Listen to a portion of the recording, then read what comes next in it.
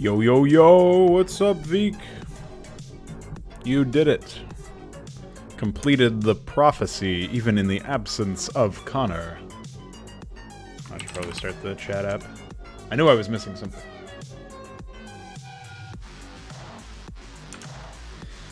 Well then, we've got something going on here.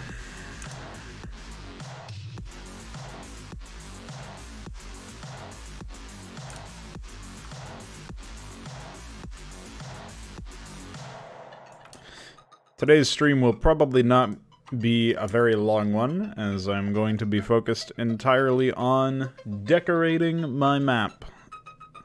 It'll be very basic. Very straightforward.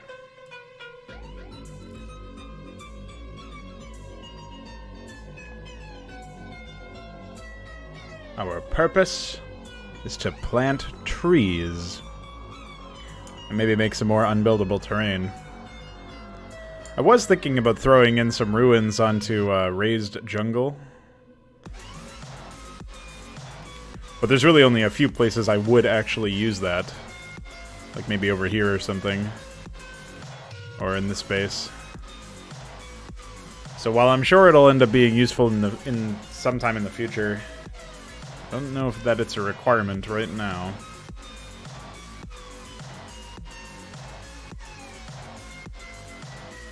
But this map definitely is a far cry from what we saw when I was doing the outline, right? If you guys remember, cast your minds back a week ago. From today, actually, which is when we started working on this. I had a fairly functional outline in the first stream. And, well, it certainly has been fleshed out. I'm pretty satisfied with how it has gone. I wish I had been able to test it a little bit more, but what I'm now assuming may very well be a shield battery desync is the culprit at this point. But there's a desync related to something, and if it's not shield batteries, I don't know what it is.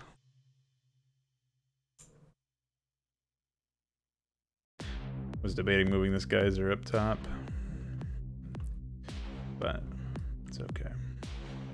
Can you believe that gas harvests faster if you mine it from the top and from the left of the town hall? But if it's from the south or the bottom or the right, you get fucked? That's impressive.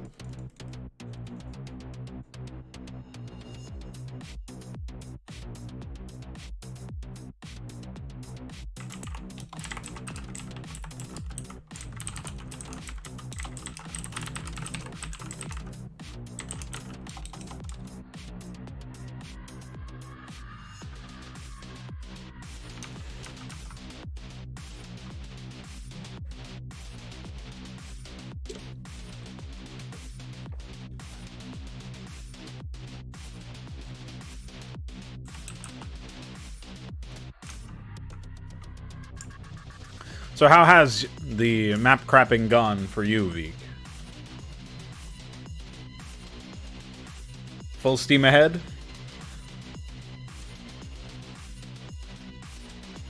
You and Beothal making a good team?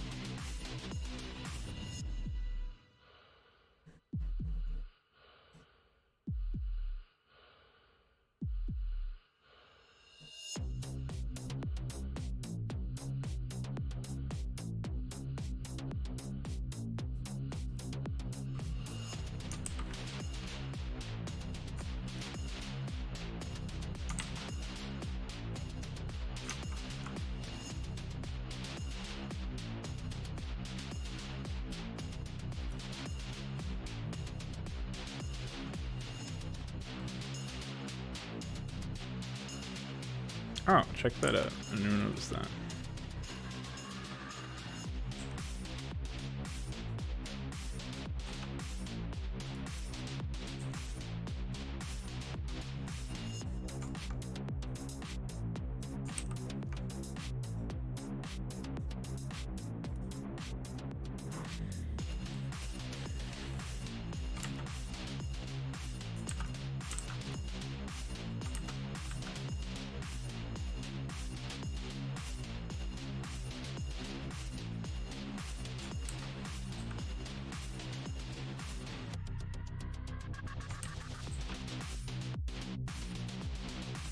I watched the first 3 episodes of the new season of Altered Carbon recently. That was yesterday, while I was procrastinating, I suppose. It's not a very great television show. I feel like it's a far cry from the first season. That being said, it's not easy to make that determination, as I haven't... I'd have to go back and re-watch the first season. So I wonder how much of it is riding on the novelty factor.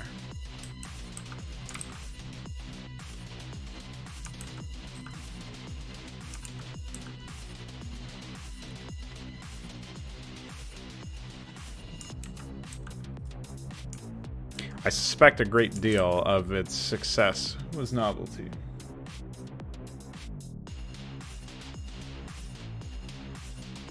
But I would need to take another look at it, I guess. And there's already so much content that might be valuable that I haven't watched, that rewatching content that I'm not even sure is valuable seems like a fool's errand indeed.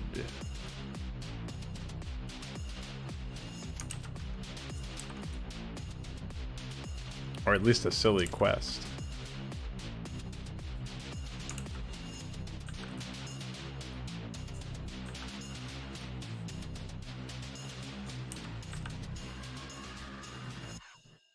But I think it's nice to take some time off of your own work for a while and see what other creators have been doing.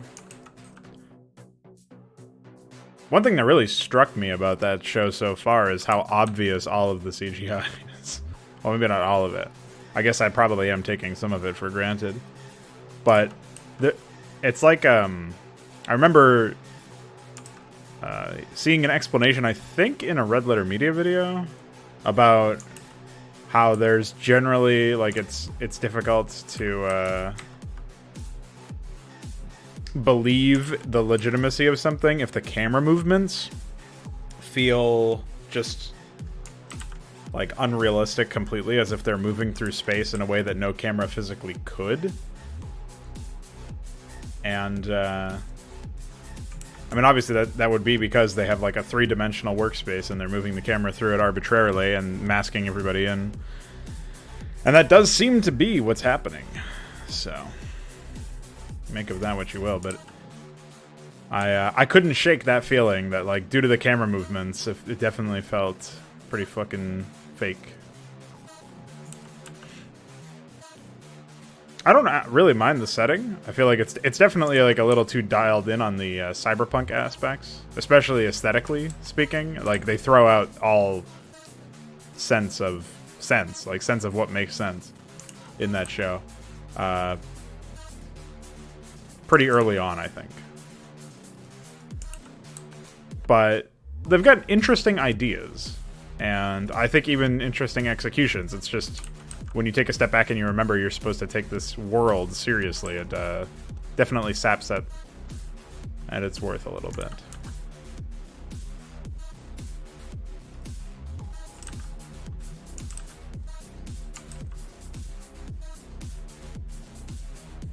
So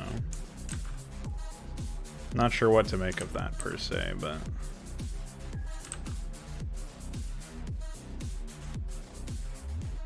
it's been a real experience, that's for sure.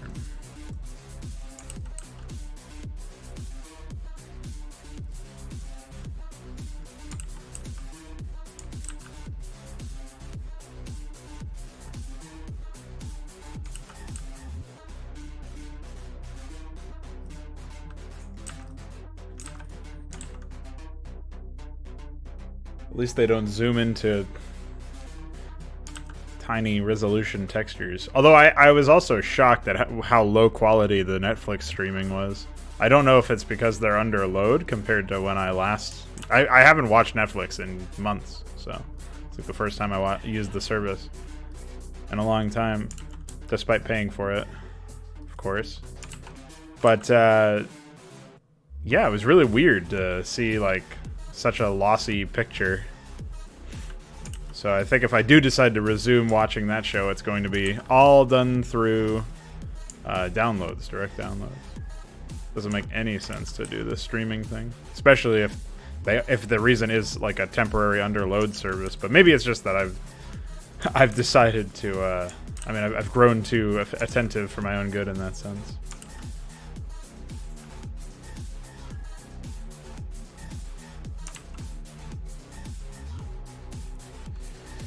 Clowns have been being deleted for a long time.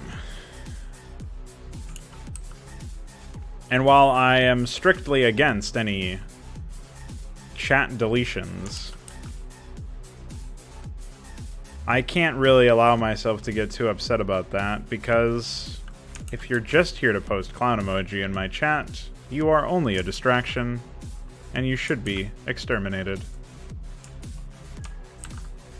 YouTube is simply doing the exterminating for me. What's up, Ilya? Welcome. What?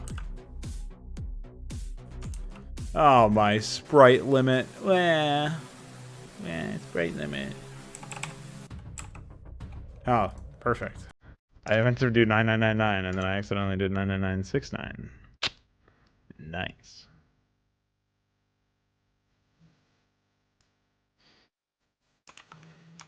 I wonder how long until those clown emojis on StarEdit.net stop using StarEdit for their projects. Can't believe multiple people are still using StarEdit. Can't believe anyone is still using StarEdit, let alone multiple people. What the fuck?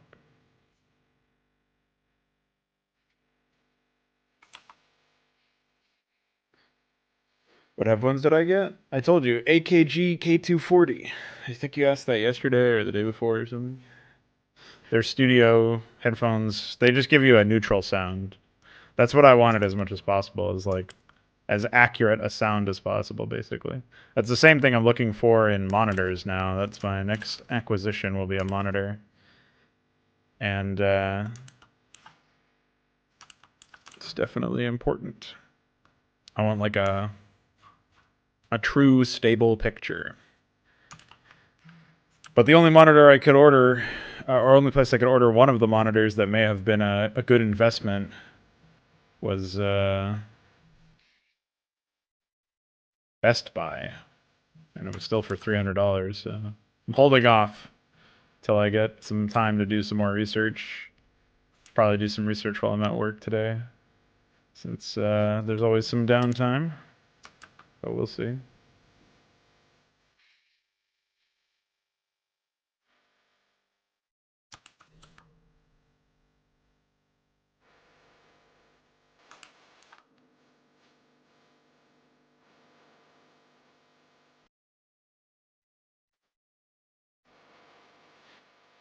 Yeah, IPS, but also like Don linked me to a bunch of different things that I should be apparently keeping watch of.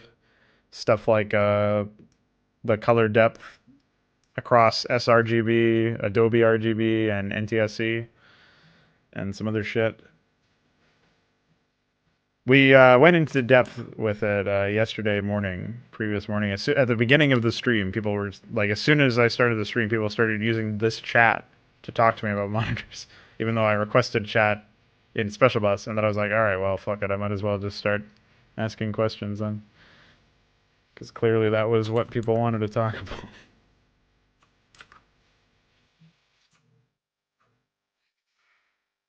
But yeah, we talked about that. We talked about a whole bunch of shit.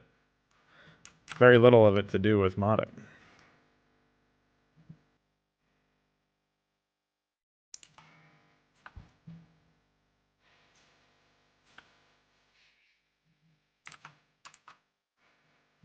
But definitely an IPS. That does seem to be the case.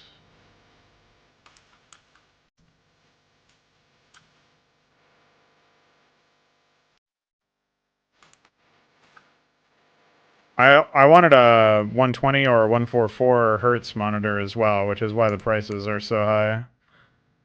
I was really hoping that the prices for those would have sort of evened out as time went on.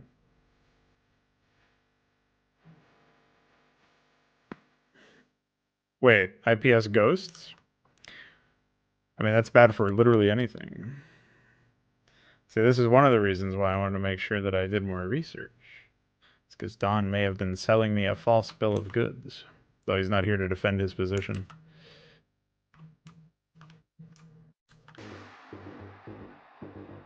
Although ghosting didn't come up at all, so I don't really know. Okay, see you later. I forgot to say hi to Connor earlier, so now that I'm gonna say hi, he's going by. Hi, bye.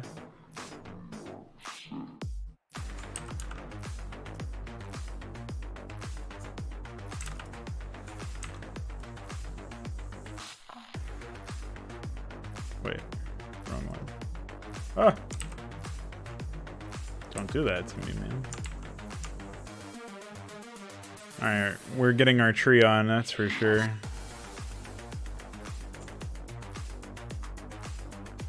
I don't know that I'll even be playing Counter-Strike for much more longer, but I don't want ghosting on my monitor, that's for sure. I had no awareness that apparently IPS monitors have ghosting. I mean, I haven't noticed that. I guess I have like a, what is it, like a TN monitor? I have one IPS on my left and one, that's my side monitor, and the one that I'm doing all of my work on is like the main one. Is I don't know if it's TN, but it has that issue where if you like look at it from a different angle, it doesn't display correctly. You know what I mean?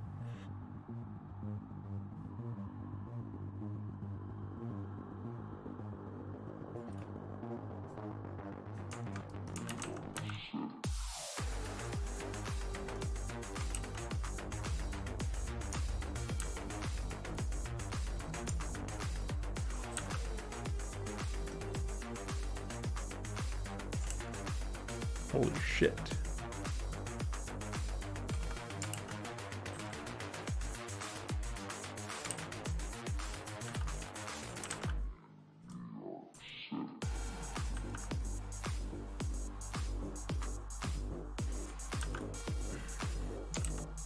Is that a website that like documents a lot of monitors or what?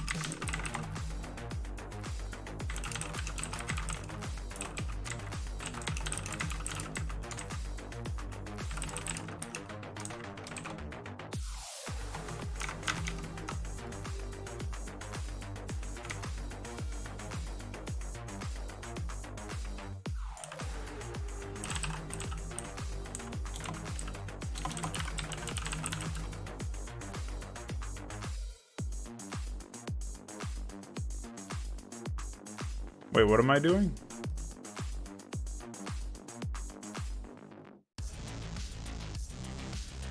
It says ready.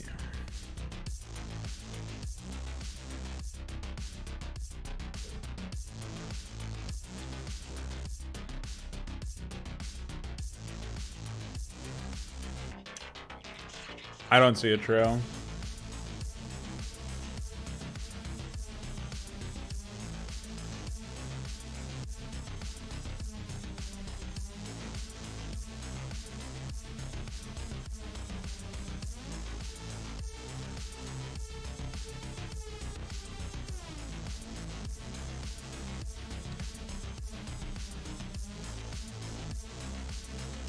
Oh yeah, I see a trail.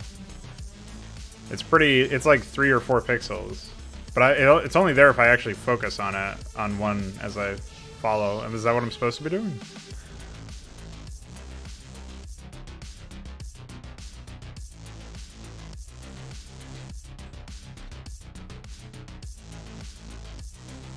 But apparently it doesn't work on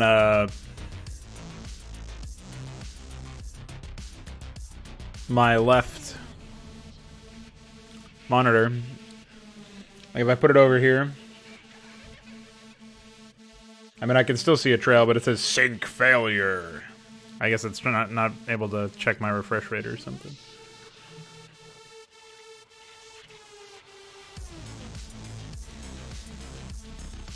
Alright, well now that I have aids, we'll continue with our quest to populate this area with trees.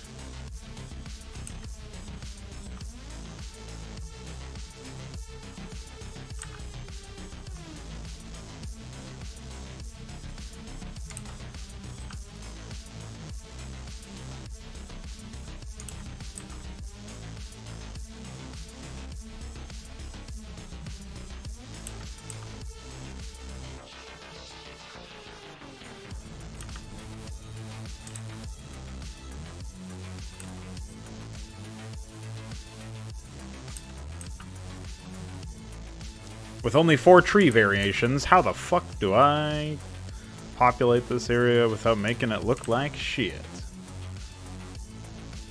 At least I have more than 3. It could always be worse. It could be Metzen.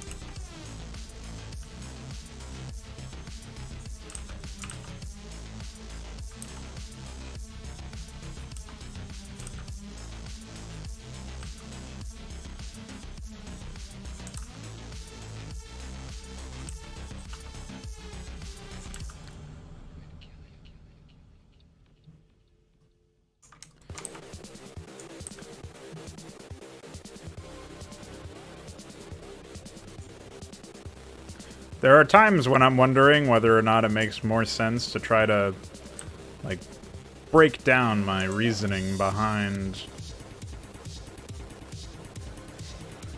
placing each an individual doodad, but at some point you just reduce it down to the fact that the point of the doodads are to, like in this case, trees, right? The point of all of these trees is to visually illustrate that this is a dense fucking jungle, man.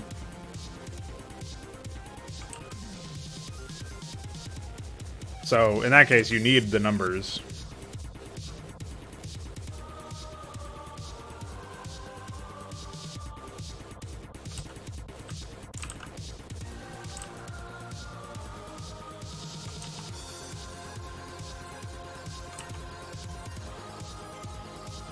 And you're just trying to illustrate that without it being too heavy-handed in a gameplay sense. Which I do worry that maybe the trees are in some capacity. But especially with the whole cover thing. Like, if I could remove trees providing cover just for this map alone, I definitely would.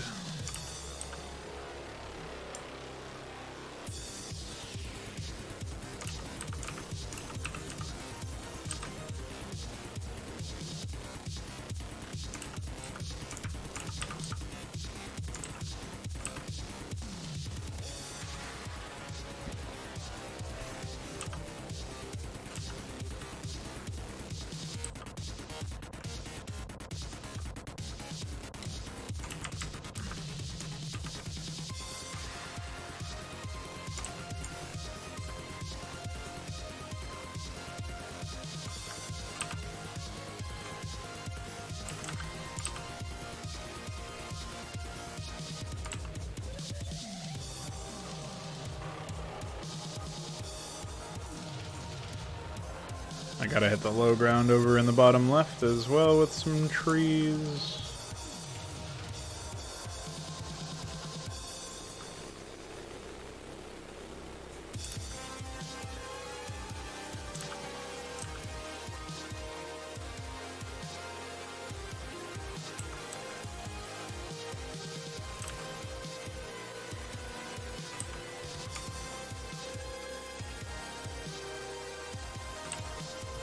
Also finding occasional extra pieces of,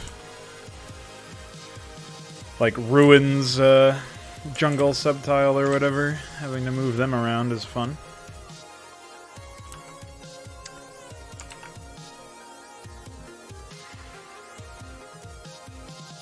Right. Well, I keep hearing that, you know, from people whose opinions I respect, that the refresh rate difference is pretty substantial.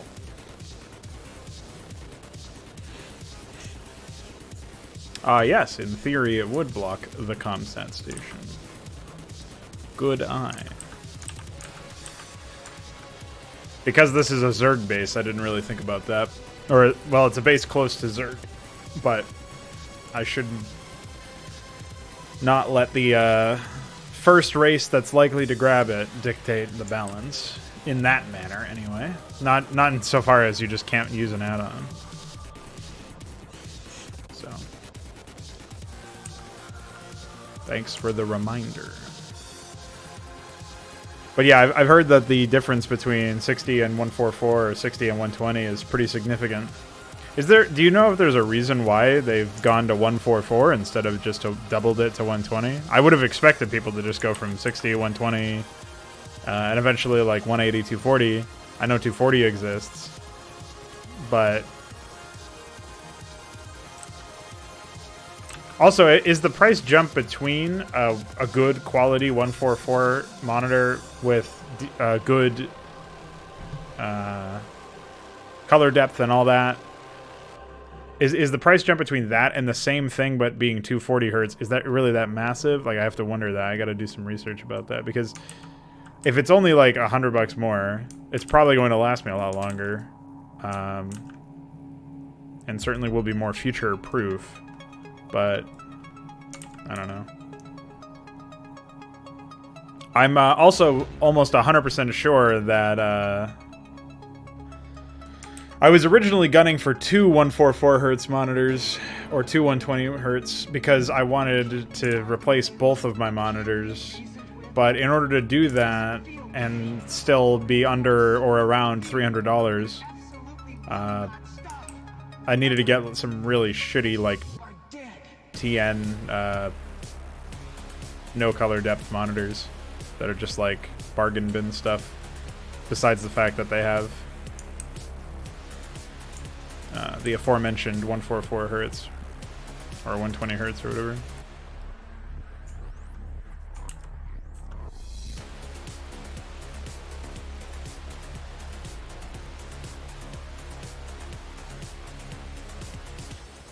Well, I'm sure I could make do with whatever. I just want to arm myself for the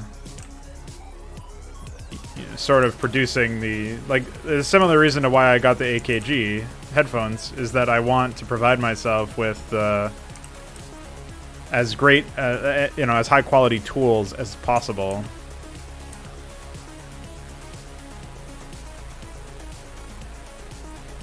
So that I can continue to make high quality art, like, and in a perhaps even more unshackled manner.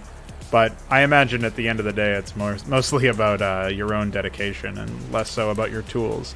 I'm sure there's plenty of high-end stuff that's been created by people who did not have access to high-end hardware or software.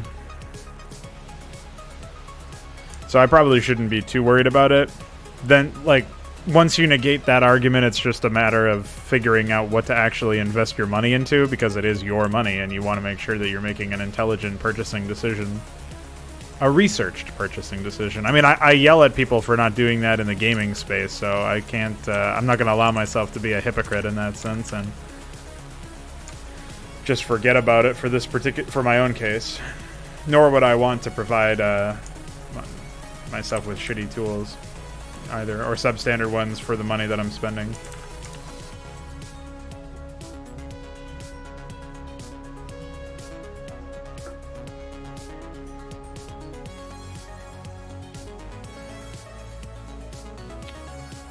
Is that because you're using DisplayPort for both of them or something? Or is that just a known issue?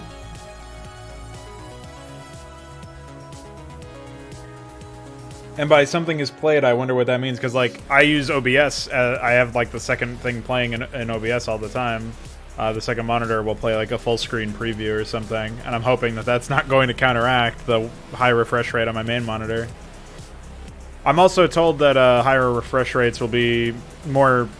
I mean, I'm aware they're going to be more GPU intensive, but I'm not sure by how much. Like, I don't know what the stats are on that, so a little curious about that as well.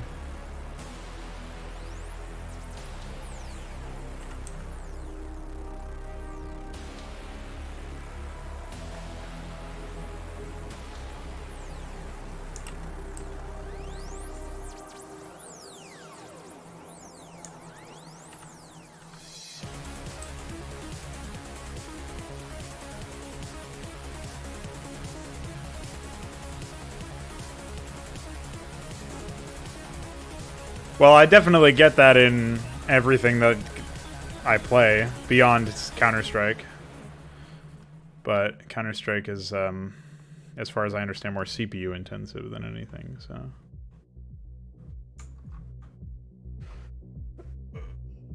Video or even an ad, well, ads can be videos, but I have a pretty exhaustively, manually U-blocked everything in my life, so I shouldn't need to worry about that.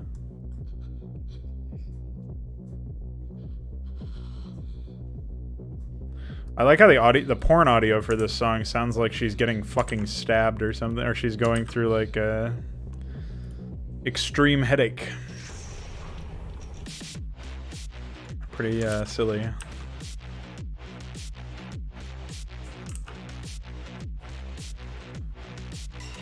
Coomers.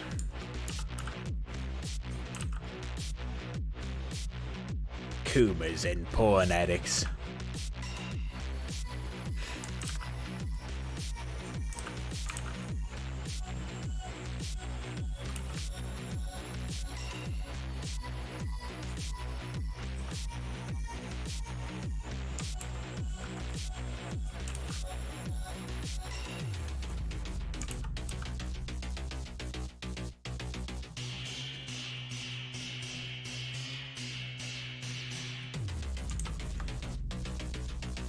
Hey, we've almost treed the whole bottom half. I gotta figure out what I'm doing with Raised Jungle. I don't think I ported the trees to that one.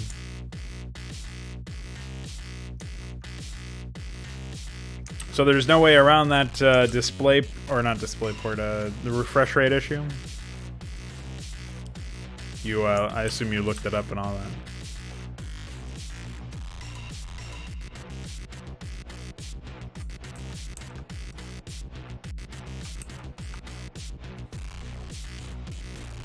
I mean, what counts as a video even playing? Like, if I have the browser tab minimized or whatever, but it's on the second monitor. That is a real fucking thorn in my side, man. Just trying to figure out what that even means.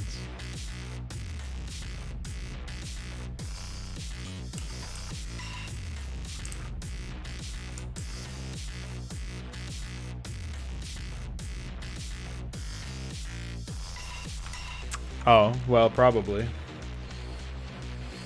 I can't say probably, but it wouldn't surprise me.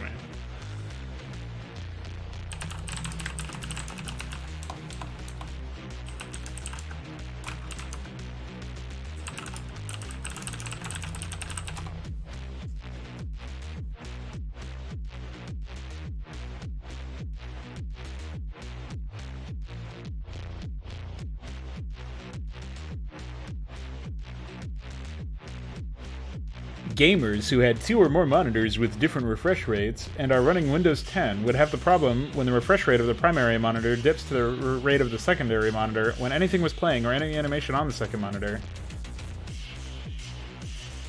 This guy is also saying that he's got NVIDIA.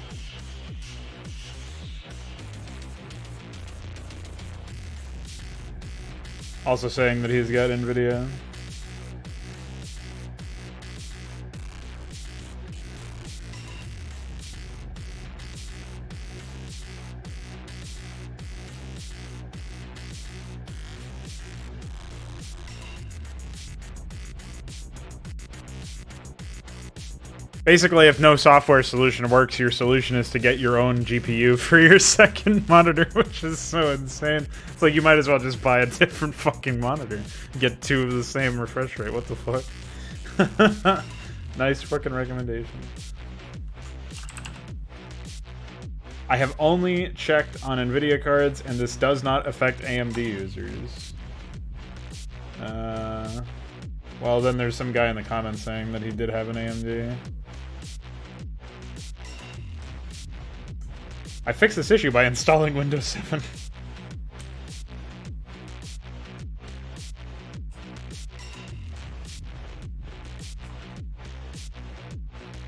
Apparently it's for very few AMD users, anyway.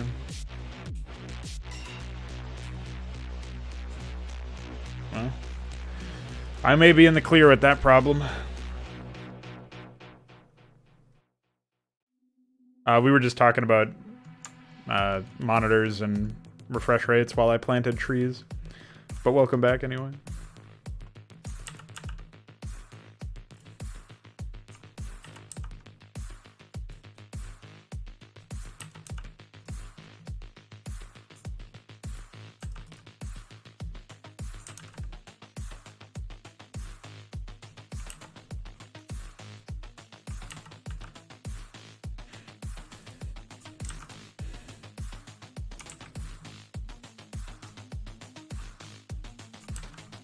I don't want to support a scumfuck company.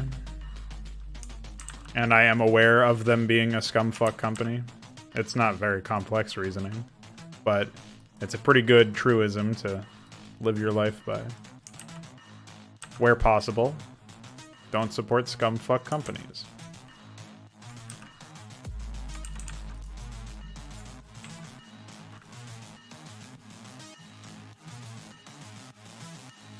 Don linked a bunch of evidence, although his sources are a little silly, but he had done so back when we were first talking about NVIDIA. It was like last week or something.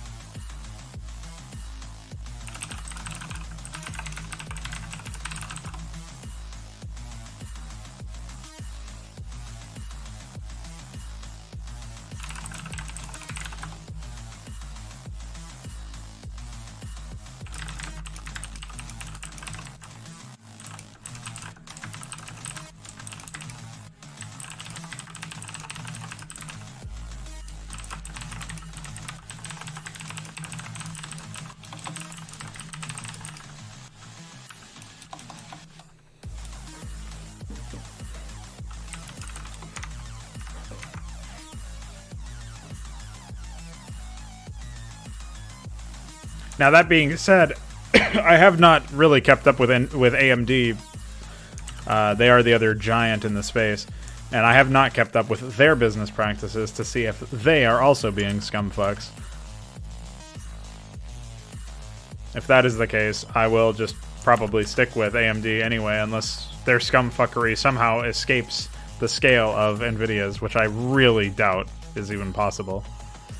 They have a lot of catching up to do if that's their achievement in mind anyway. So I highly doubt that would happen, but I would just stick with them based on, at that point it's like a level playing field again, and I just pick what I believe to be the best performance for the price, which is AMD all the way pretty much.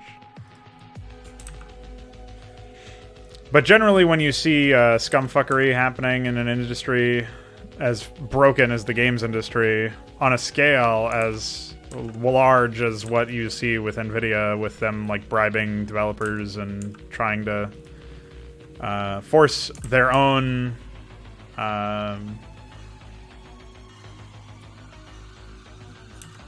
settings on for certain hardware tests and whatnot.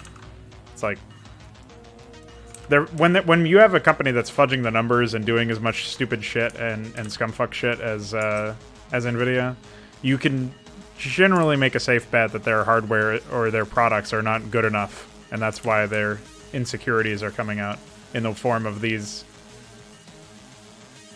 very silly excuses for psyops or whatever the fuck they're doing. Yeah, well, I would just make sure that you double check with a lot of independent sources the performance figures when it comes to NVIDIA's stuff. There's been a lot of talk about how they've ticked on a bunch of tessellation and other insane NVIDIA-specific things when testing their hardware to basically disproportionately make their cards look better.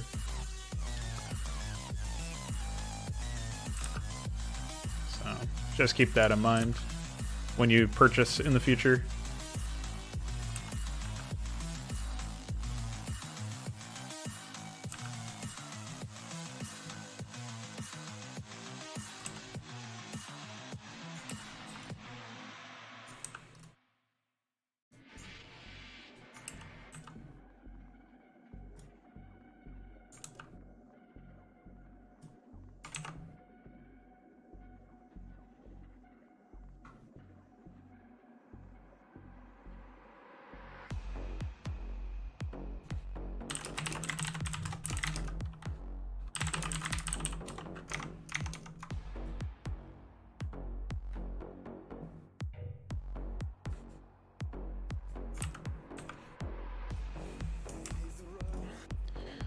We have another lead on the desync from Hydra. May very well be Power Flux, which is now called something else. But it's an upgrade. Makes overpowered buildings that are powered by multiple pylons regenerate shields faster, and apparently the way that it was done in the code may lead to some desyncs, but we need to do some testing to figure that one out. The other idea that I had was iQuare also suggested shield batteries, but I don't know why those would desync. We still have to investigate that separately. So if anybody's around, I just need one other person. Just a single man, woman or child, who's man enough to man this man train. Help me out.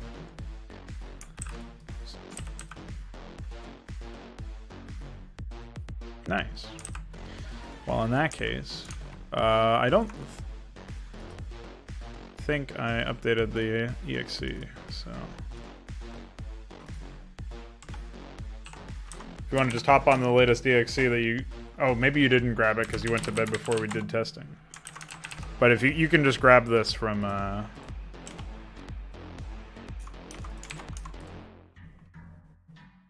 the Mega, and you too, Vik, if you feel like tagging along. We're first going to build I'm going to build a shield battery and try to regenerate a unit's shields, and we'll see. We'll go from there. After that, I'll also research Power Flux, and it's called like temporal batteries or something now. I don't remember, but we'll see what happens.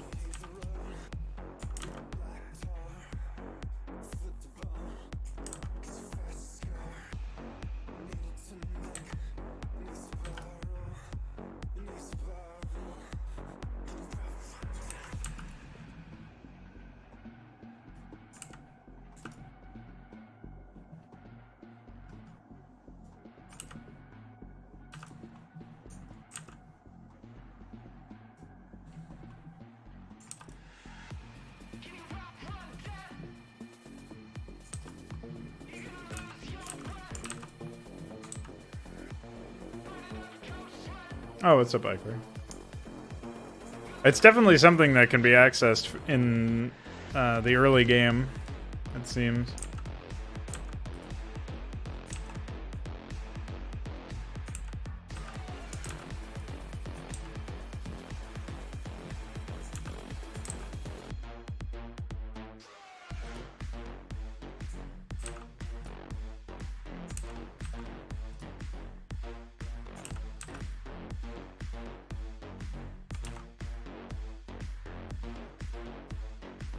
Started working on Scythe for Overlord.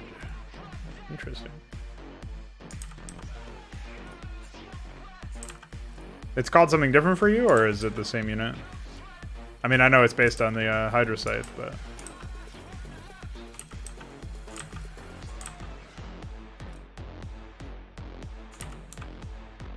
I saw you in there, thank you. We're gonna wait for, see if Vika's popping in anytime soon. If not, we'll just pop in. Multiple players isn't required, but it does help, since sometimes it desyncs at different times. That's the weird thing about it, too, is, like, it seems to... That's why I thought it was, like, an animation or something that was causing it, because it desyncs at very strange intervals, and it doesn't desync every player all at once. But maybe that's normal for desyncs, I don't fucking know.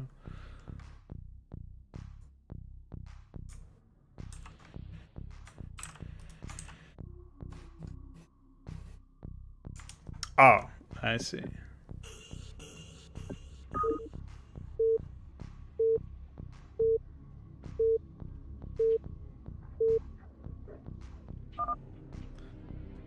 Alright, where's my probe?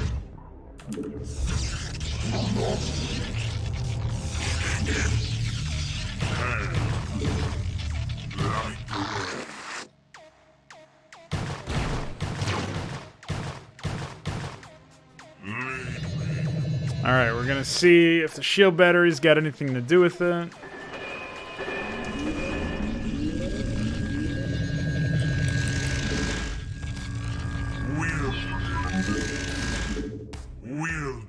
Destroyed.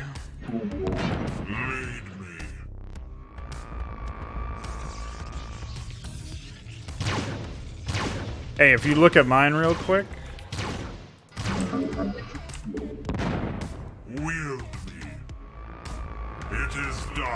Alright, that wasn't it. Time to grab this upgrade.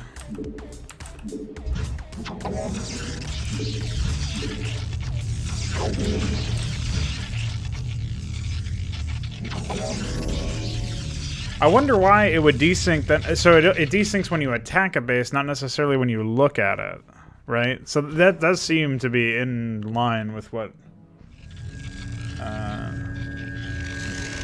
was happening there. Because the shield battery does seem fine. Alright, Iquare, thanks again for the suggestion. We're gonna test it out as soon as this upgrade finishes. I'm gonna go back to planting trees.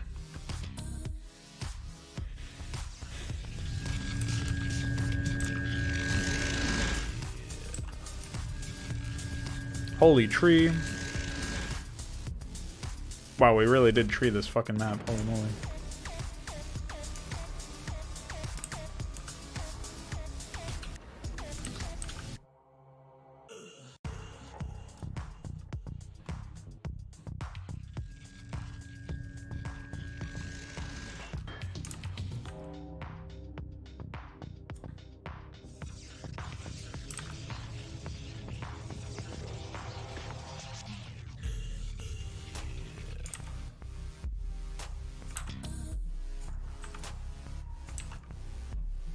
I like the idea that there's, like, maybe the raised jungle itself would be,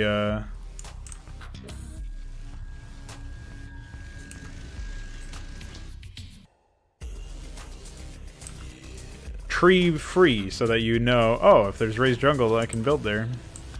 Whereas it's hit or fucking miss with everything else, considering the number of trees.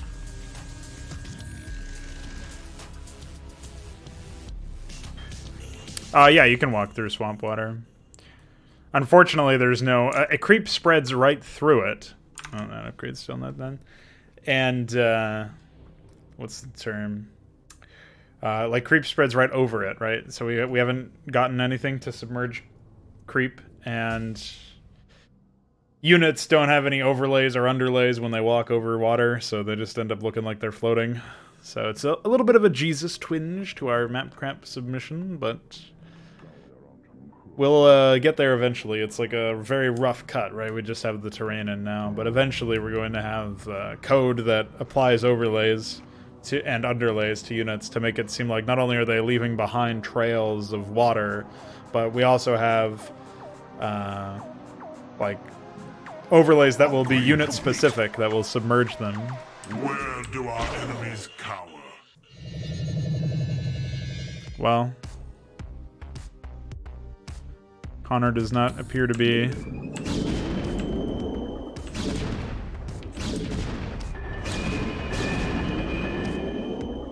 getting desynced.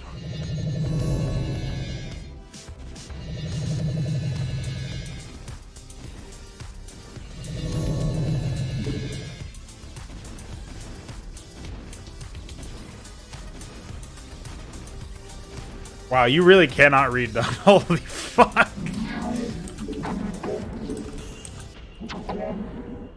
Where do our enemies come?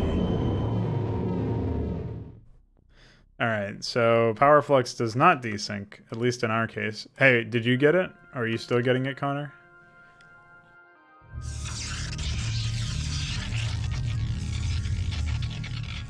Okay. You typed in Mixer Chat instead of in-game, by the way. Alright, you let me know when you've got it. I'll, oh, looks like it's done now. Alright, attack a building that's powered by multiple pylons. Oh yeah, I forgot about that.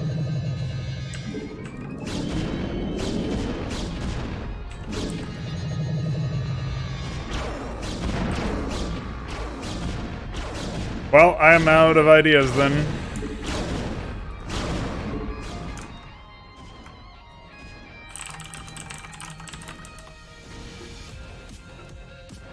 What the fuck could it have been if it wasn't shield batteries and it wasn't that? I think I was trying to look at Mali's base when that happened. Where do our enemies come?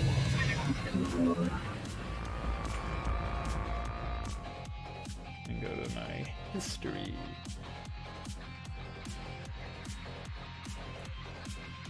Alright, so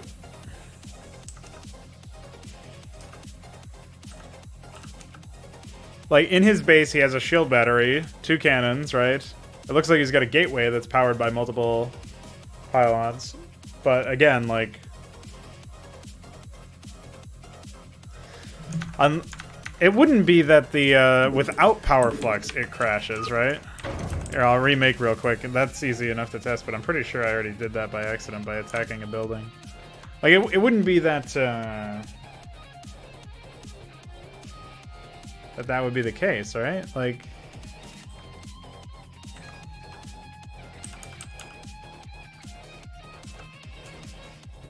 he's got nothing. He has literally nothing in his base, and it desynced when the Zergling attacked him, so I'm very confused.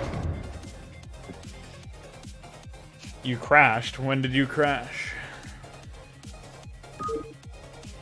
Can you post your crash report?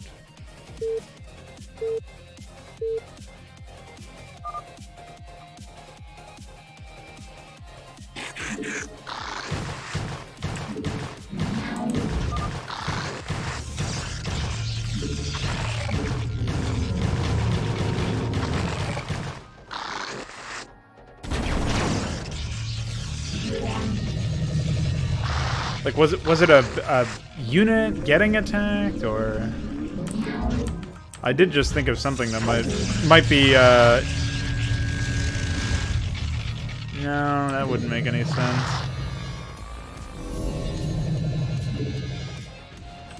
Well, I just healed the shields of buildings that weren't even real. I'm pretty sure, anyway. Unless I healed the shield of this.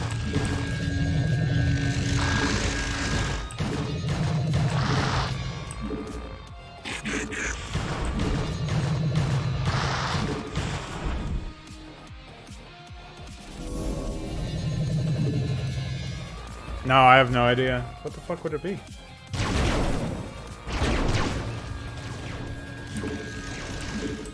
No, I'm all out of ideas, man. That's very strange.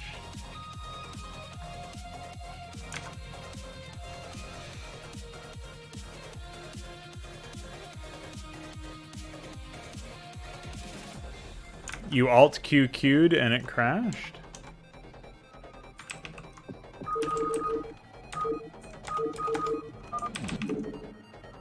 Didn't do that for me, that's weird. If you have a, if you've got a crash log in your ERR file, I would take that.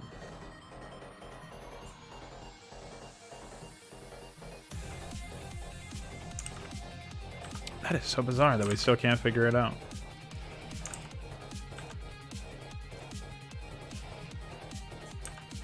Mowgli had... I can ask him what upgrades he had, but I don't know what it would be.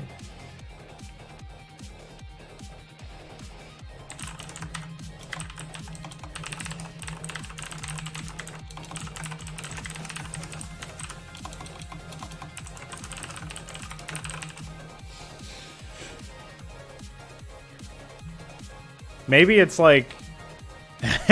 as dumb as this sounds, maybe it needs to have a certain number of players. I don't know. But I really don't think that that would be the case. I feel like it would desync no matter what.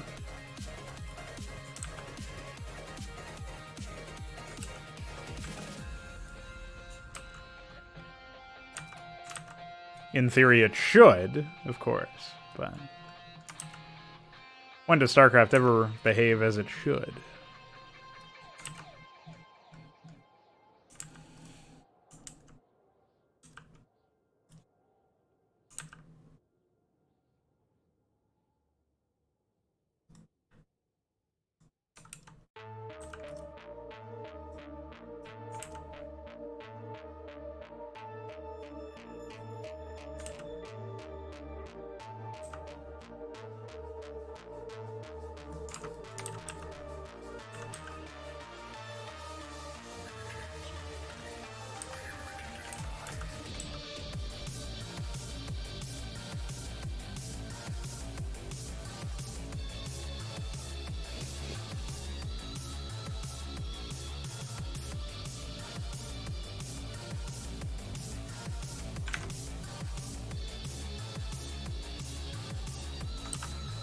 Thanks.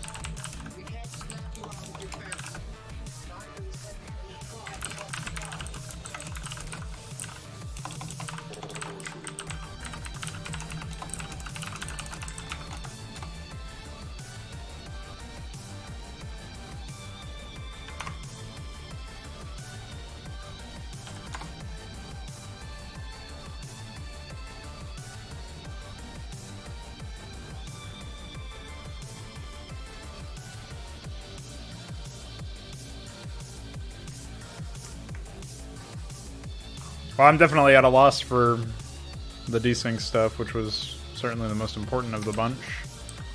It's pretty unfortunate.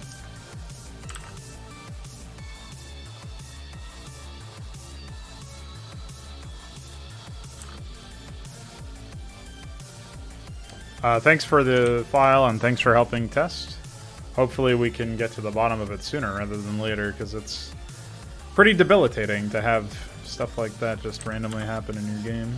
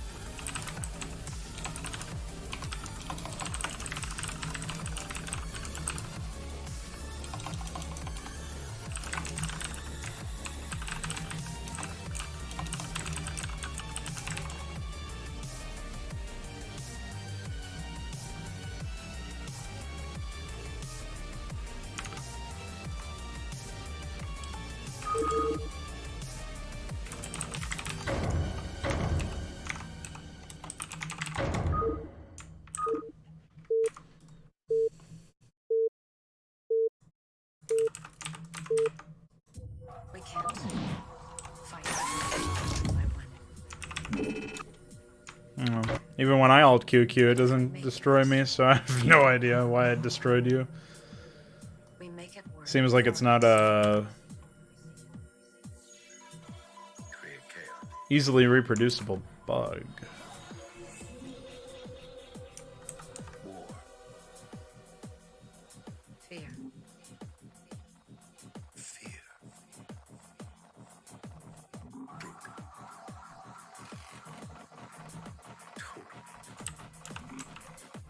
I'm done trying to win over people's hearts. Let's attack them. We can work with fear. Yes, we can.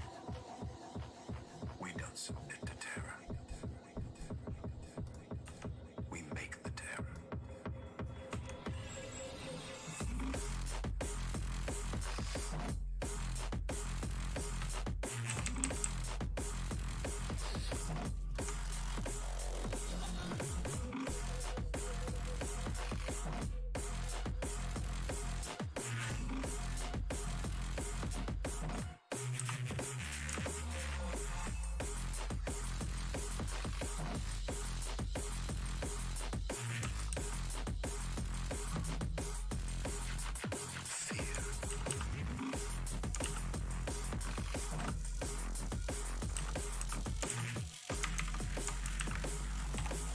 More than chaos.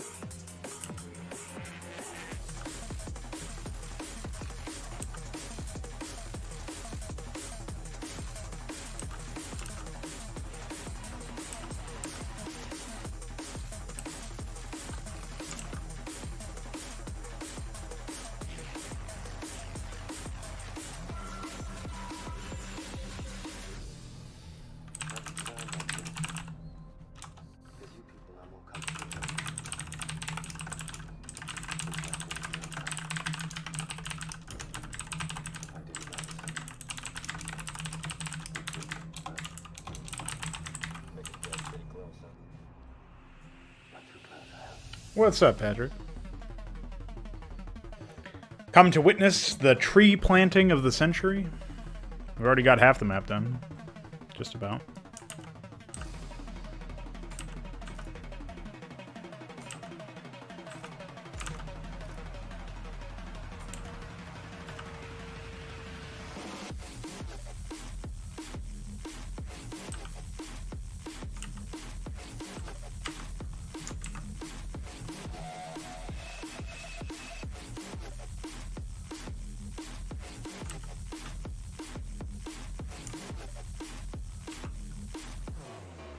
I gotta throw some mud around as well, for the sake of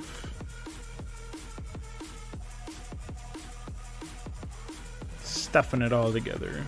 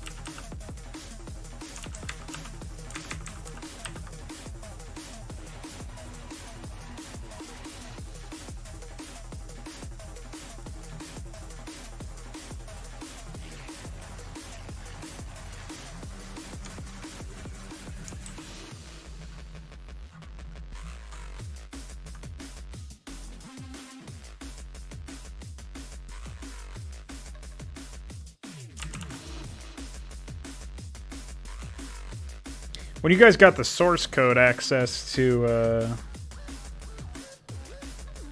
Battlecry, did you guys have to, or did you get the source code for the editor as well, or was that off limits?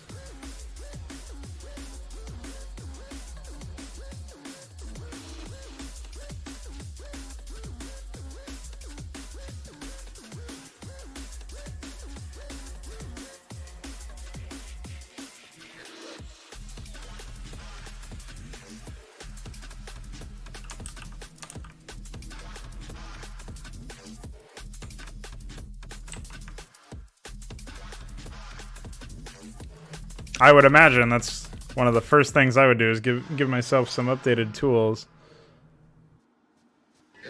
Get some efficiency improvements where possible.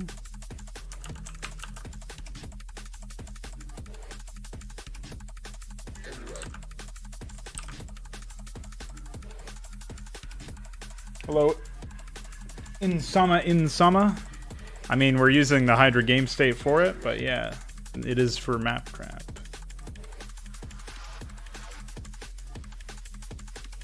Right now, I'm just putting the finishing touches on the decoration. Adding some mud here and there, you know.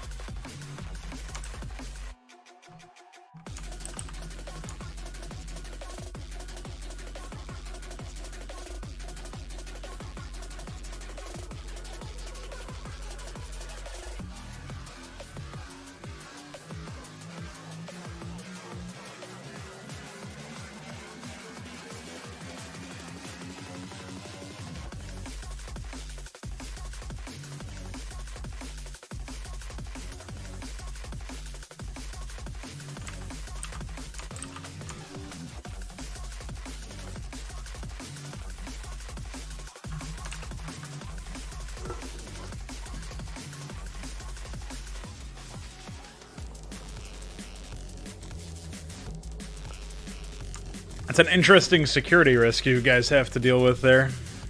Well, not really security per se, but funny that that ends up happening. I guess the safest way for that would be for single player and multiplayer to be separate in terms of which characters were able to be used or whatever.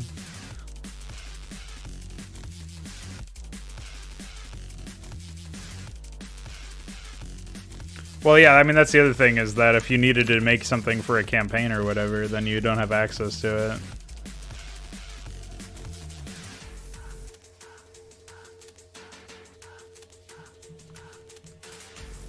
it. Correct, Insama. Insama squared.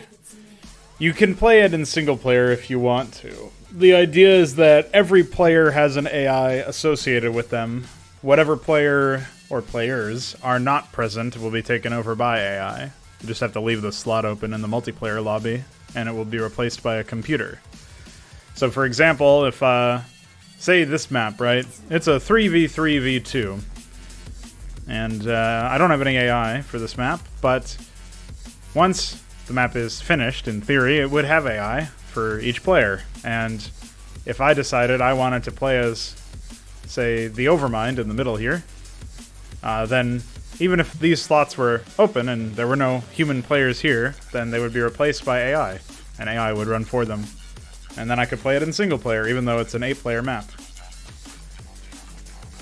The same is true for the other Hydra maps that are actually meant for Hydra. This is like a Mapcrap experiment or whatever, in many respects.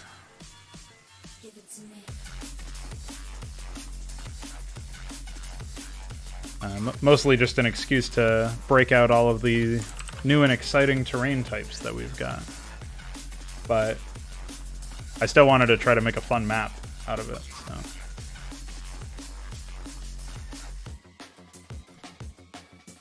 So that was my quest.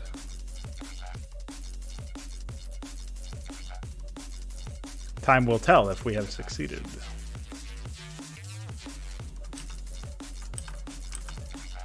Anyway, the long and short of it is, you're able to play with an AI ally if you like. No, you can just play straight up in single player. The difference there is if you don't play in a...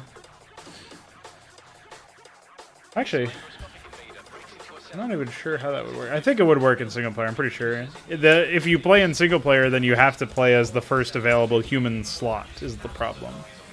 And so, say like the Zerg team, right, is Tulgroth on the left, Lyrigar on the right, Overmind in the middle. If I played this map in single player, I would always be Tulgroth on the left. I would never be the other two. Right now, that's how it's going to be. Eventually, we'll allow you to pick which faction you want to be in the briefing screen, but it's going to be a while. So if you don't mind always being the same player, you can play it in single player. In single player mode. Enjoy a lag-free experience. Because I think multiplayer mode always has an element of input delay. Latency, basically. Which is really strange. And I would like to turn that off as well if possible, but time will tell if that is possible.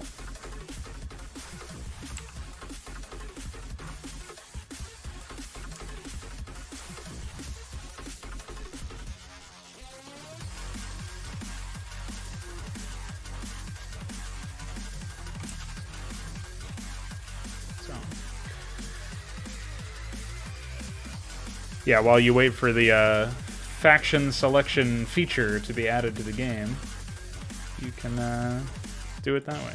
Although I don't really have any maps released right now for the updated version. So you'll have to wait until I am able to actually release them. Hopefully soon. We got our programmer, iQuare, is working on some new AI stuff, or will be soon, I should say. So, in theory, we'll be able to get some high-quality AI out sooner rather than later. I will be working on some of that next week, I believe.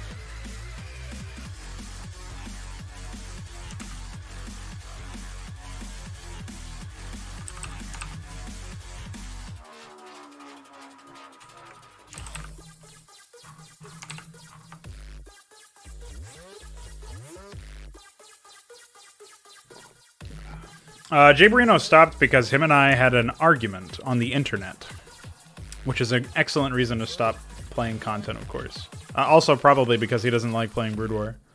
Anyway, that was for 1.0. That was for the remaster. All of this new content is for 1.16.1, the version of the game before the remaster came out. The same version that in Consummate, my other campaign, is available for. And so, no, at that time, there was no feature like that.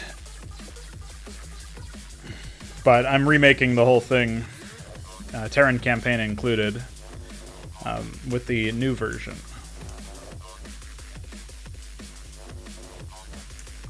Well, I don't think that the AI is bugged in Z1 insofar as like it gives them an advantage. If anything, they have a disadvantage. They perform worse than they should. I still haven't worked up the time or whatever to investigate that issue more in depth. But we'll see. Eventually it'll happen, I'm sure. It's only a matter of time, anyway. No, that ship has sailed. Long time ago.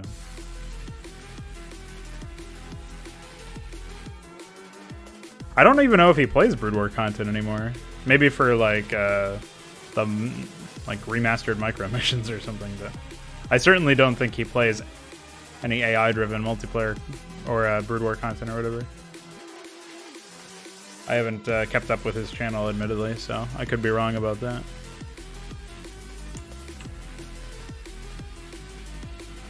I wouldn't even be able to have custom terrain in the remaster, let alone anything else that I want to add in. So...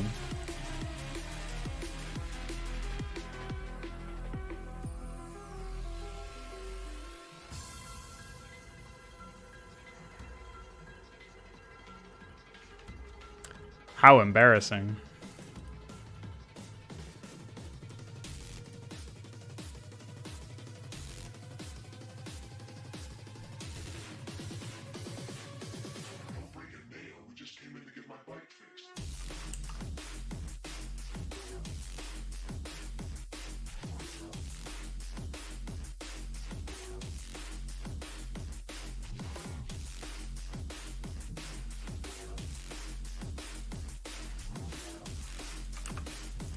Well, you're probably not going to have a great time with most of them. I must warn you. Many of them are dreadful. I think we'll do some ruins over here, actually.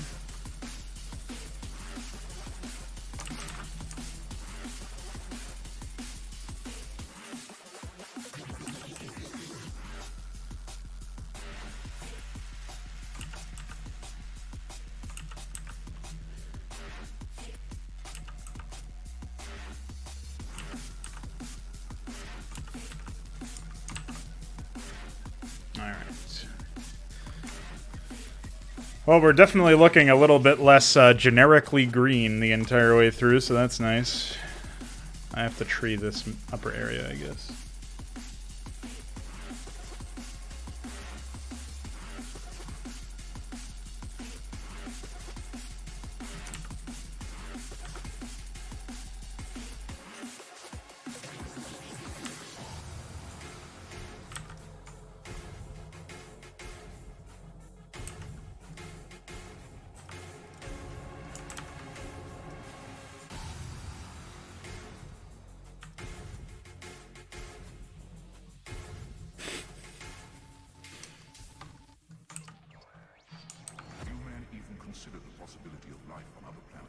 I think for a cult system on his YouTube channel, I wrote out like a small guide on how to set up Brood War for recording with OBS. I don't know if you're planning on using OBS, but if you end up wanting to record the older campaigns that require you to play on the older version, you can always go reference that.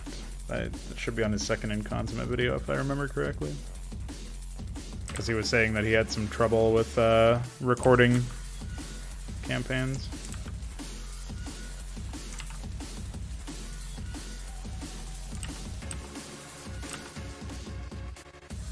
That guy uploads no commentary, sort of like abridged versions of his playthroughs or whatever. He'll he'll record a playthrough and then he'll like cut out a lot of the content, but he'll show you like large battles or dialogue events or anything like that that he views as interesting or otherwise important to show, which I think it's neat to see like what makes the cut there. It's kind of interesting to keep track of stuff like that.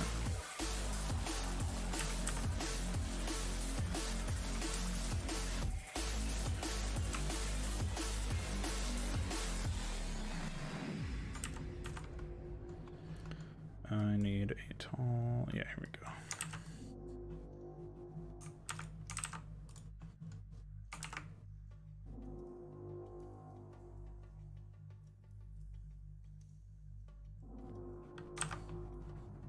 Yeah, well, I think I'm just straight blanket banned from his YouTube channel, but I'm not...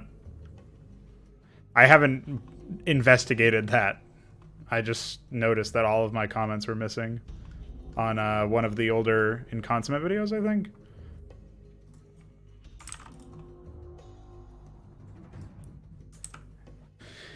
I mean, he may as well have done that earlier anyway when he deleted the interview he did with me. That was like an obvious sign that the guy was not well.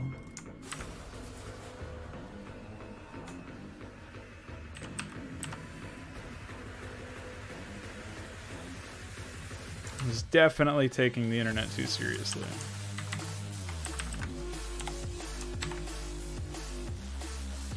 Well, it's the only one I've released that was actually complete, so I guess on a technicality, yeah, I have to agree with you there.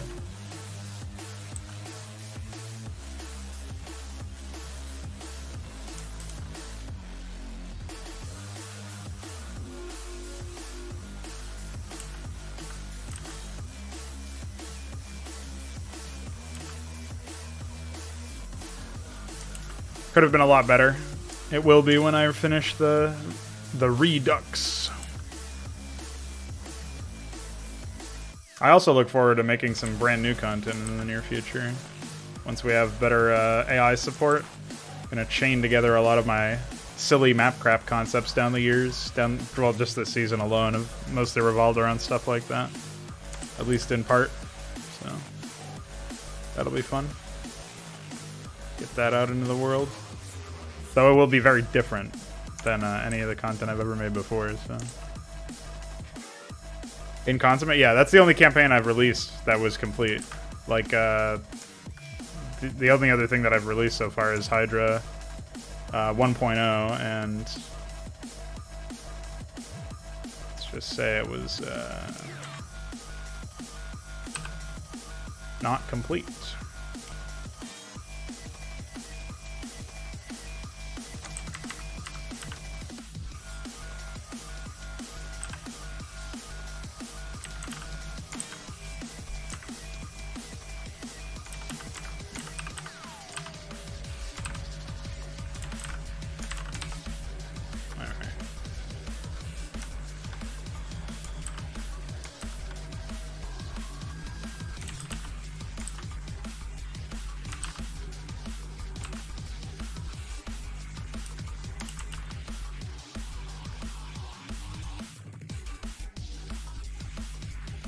Why is it named Project Hydra? Because a Hydra has many heads, and that campaign has many human player slots. Pretty much the only reason.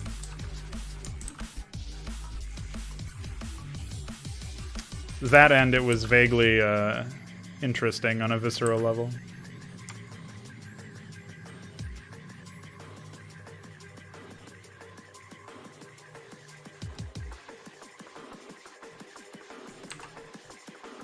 In fact, a lot of my project names are Viscera. Are based in Viscera. I feel like people don't capitalize on the power that you can get out of a name.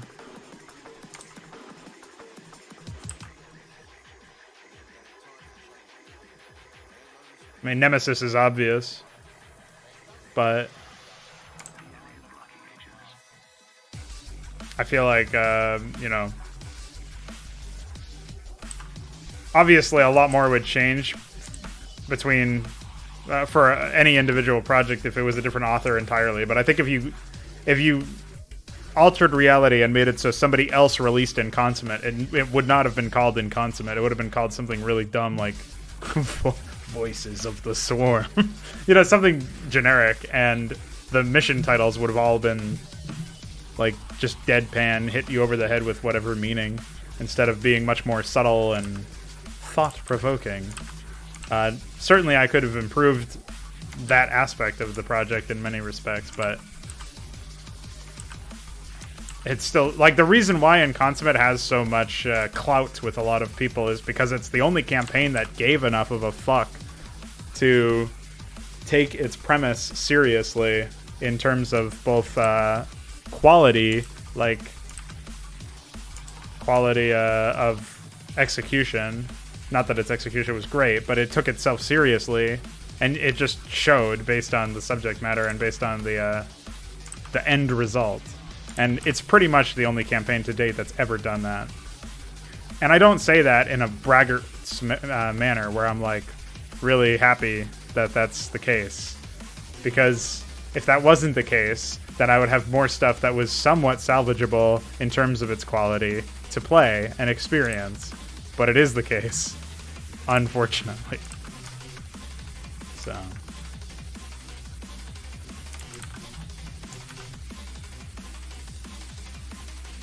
Like, I wish I was wrong about that. But I have not seen any convincing argument. It's not a cool title. There's an actual campaign called Voices of the Swarm. What the problem with something like Voices of the Swarm as a title, I mean, I used it in somewhat tongue-in-cheek because it's an actual campaign. But it's just, what does it mean? Oh, the Voices of the Swarm. Like, it's a noun. Like, it's just a description. Like, okay, all this does is tell you it's a Zerg campaign. But you shouldn't need to specify that this is a Zerg or a Zerg-centered campaign or whatever. Like, in theory, you could have Voices of the Swarm and you're playing as Terrans or something. It doesn't really matter that it doesn't necessarily expressly tell you the protagonist or anything like that. But it's just, it's so, like, nothing. It's so insubstantial. It provides you with nothing. There's not a question posed by the title. There's not a a mystery posed by the title. There's no depth. There's nothing established. All of my titles, even for campaigns that I haven't even started production of yet, have impact and have some sort of implication that far outstrips whatever other titles of other projects of my quote-unquote contemporaries. And it doesn't have to be that way. It's not difficult to come up with a title that is intriguing and thematic and visceral. And maybe visceral is the wrong word in this case, but that's how I would describe it. I mean, Hydra's not really the same, in the same ballpark. I don't really consider it the same kind of title anyway. That's more of like a, we know this is that's like a, it's not trying to transcend what it means to be a custom campaign, right? It's not even trying to be a custom campaign, really. It's trying to be like a series of missions that really challenge the fuck out of you, similar to Nemesis, and they're built around a central theme. Hydra's co-op and teamwork, and Nemesis is one central enemy that is much more difficult than any enemy you've faced up until this point. And or like a one central enemy faction per se, not necessarily one AI enemy. But you in Consummate is very much like all of these titles are built around that, you know? Like even just like Voices of the Swarm. I've got another title for you, Herald of the Beast. And that is way more impactful, even though it's 4 words and 2 of them are the same. Of the Herald of the Beast. Who is the Beast? And who is the Herald? And what does this heralding mean? What is this like? Suddenly a whole lot of more questions that are much more interesting because we don't have any preconceived notions of what the beast is or what its herald looks like because we don't even know what the fuck that means. But if you see a campaign and that's the title, at least you're starting to ask some questions about stuff, whereas Voices of the Swarm is just like, oh, I know what the swarm is, and so I can immediately start to infer based on that what the hell the voices might be or what they might sound like. Spoiler, they don't sound like anything because there's no voice acting in that campaign. And then you've got Sun Eater. Well, Jesus fucking Christ, I wonder what eats suns. What kind of crazy entity would be a Sun Eater? I wonder what that would look like. Already asking questions. Like, it's not difficult. Like, these are not crazy, like, groundbreaking ideas, but it's in this environment they seem to be, because nobody tries them, apparently. So that's my spiel about names, anyway. Nobody tries to make names powerful. Or make powerful names for their stuff. Nobody tries to exploit that, it seems. I'm pretty much the only one that even understands that it's a possibility.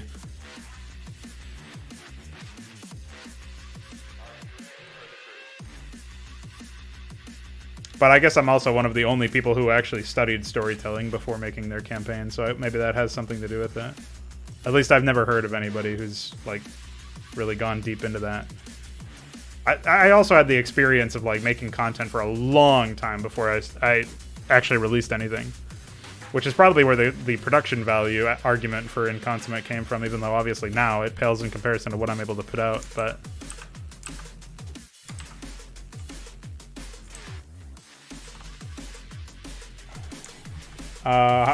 working on this project from 2 years, yeah.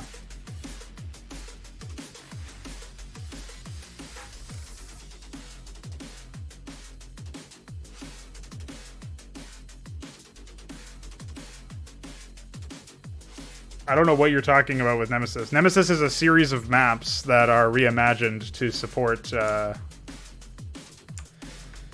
to 3-player co-op and a bunch of other doohickeys. It's not a coherent narrative. It's just flipping the perspective and modifying tech trees and generally disrespecting Blizzard's lore. Not that they respected it themselves. But it's not meant to be like lore coherent or whatever.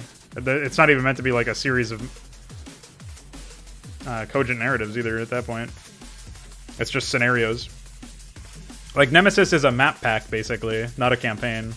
A scenario pack, mission pack, whatever you want to call it. It's like a series of maps that aren't even necessarily connected to each other beyond a theme, right? Like not connected in a lore sense or a story sense or a narrative sense. Stormborn's playable, but I mean, I guess you can give it a shot. It's probably some of my... Like, that's the other, like, flagship release I guess I've had in a while. but there's still definitely some problems. I was actually going to update it recently, but I'm still stuck sucking my thumb waiting for some more AI functionality, so it'll be a while, it looks like.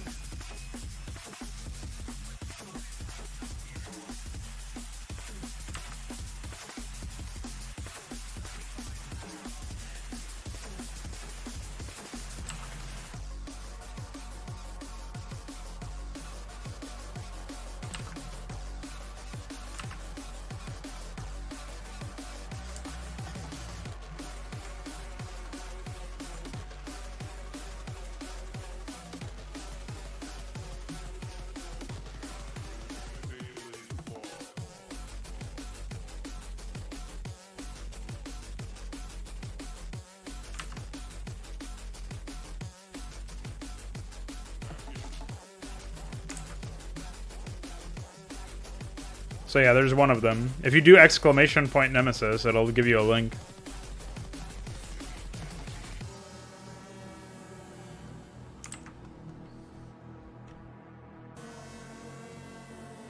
I don't even know what that sentence means. I should focus on Hydra, but also not focus on Hydra. Or not fix things.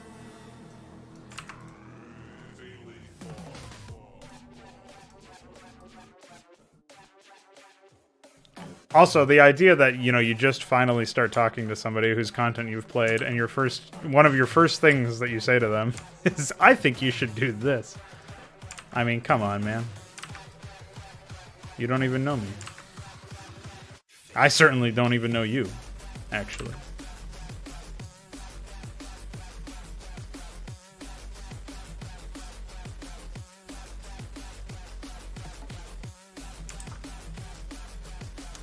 I'm guessing that's what he means, but the problem is Hydra is broken.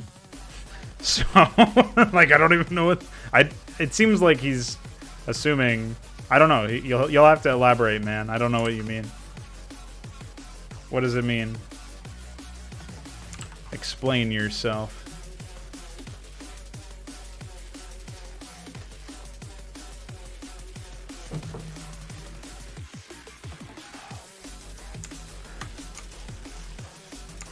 Alright, I've treed. I've got, still got more trees to plant, actually. And I've got to detail the raised jungle. Oh, did I? Yeah, I treed that area as well. But we're looking good. We're more than halfway there, I would say, to ending the tree placement. I do need to add some more mud to, like, over here and over here, probably. And maybe some more ruins scattered about. I think I'm probably going to replace the rocky jungle over here with ruins as well, even though it's going to feel a little bit more out of place visually. The rocky jungle is not up to snuff visually for what I want. Like, it's too ugly. It's not... I need to, like, rehash that graphic, or the tiles for that. So, at some point I'll update that. But, otherwise... Oops. I think I will, add some mud over here as well. Because why not? Even though you're not going to see this until you execute this player.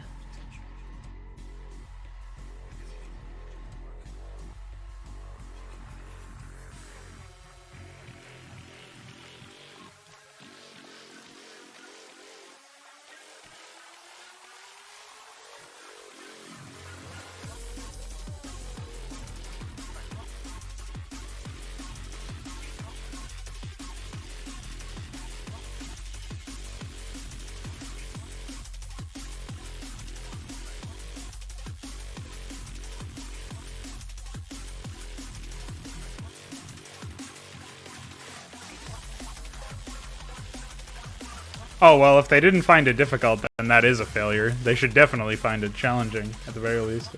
Difficulty and challenging, or depending on your lexicon, they can mean different things, I suppose. But I want my work to challenge people. That's the whole point of them playing an RTS in the first place. And on top of that, I would say,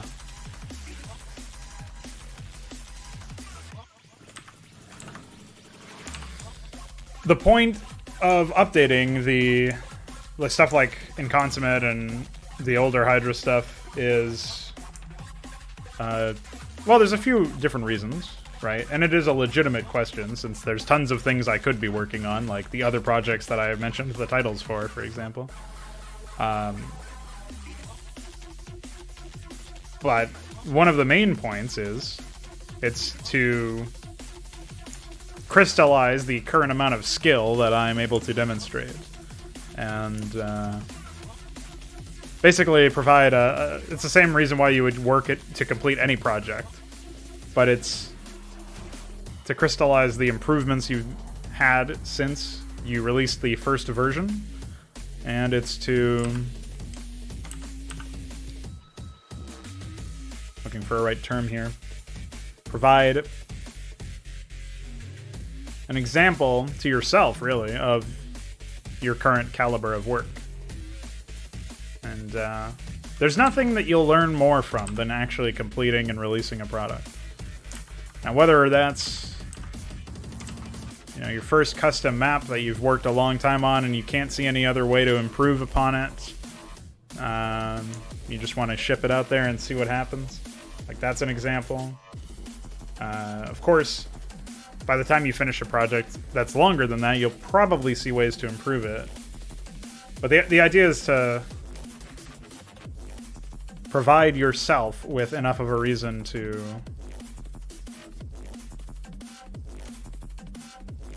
continue developing content in the first place. And you don't have a reason to continue developing content if you've already done everything you want to do. If that makes any sense? I'll put it to you another way. The whole point of making anything is so that you can make some sort of progress. The whole point of doing anything, I should say, is to make progress. And in order to make progress, you need some sort of goal you have not achieved yet, because that's what you're making progress towards.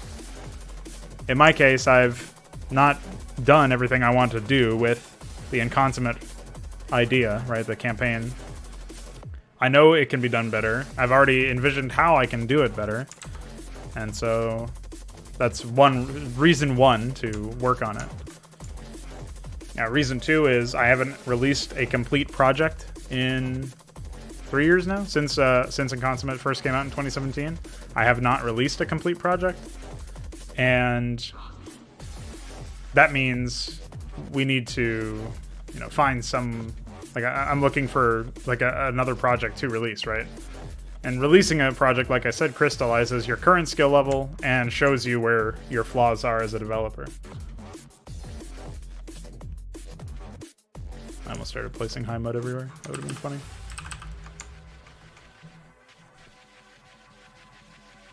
Getting distracted. So that's reason two.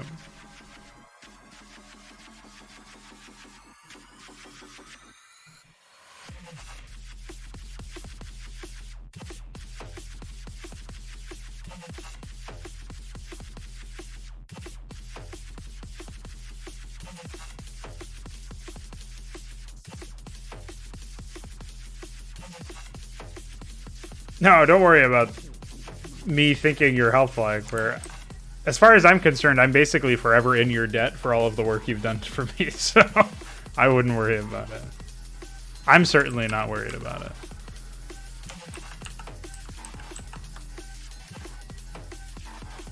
Eventually we will figure out the desyncs. If you have any other ideas, just let me know. And, oh yeah, if you figure out what's happening with the index, that would also be helpful. But again, like, I'm not stressing out about that stuff. It'll vanish in time. Eventually we'll figure out what the cause is.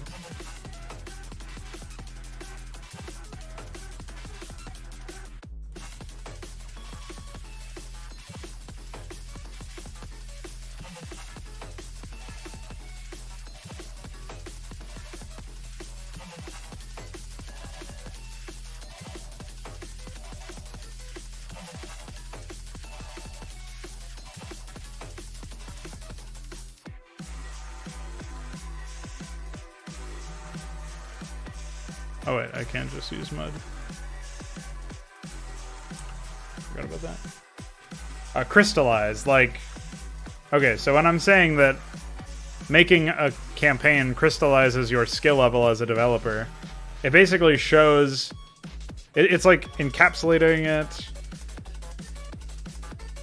If you go back and play in Consummate now, what you're experiencing is a representation of how good I was at making content in 2017.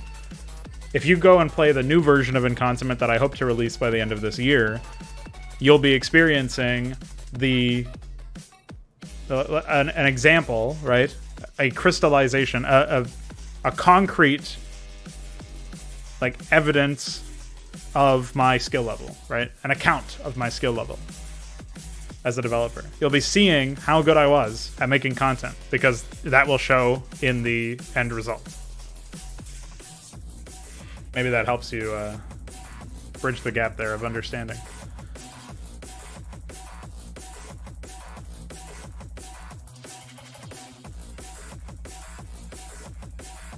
I don't know if Patrick is paying attention to chat. I would assume not, since you've asked him a few questions.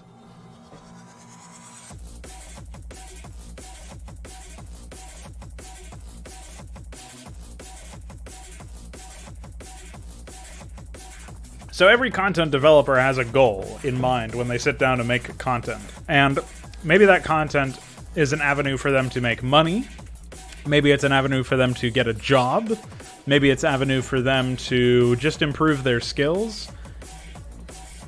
And maybe it's an avenue for them to transcend what it means to create.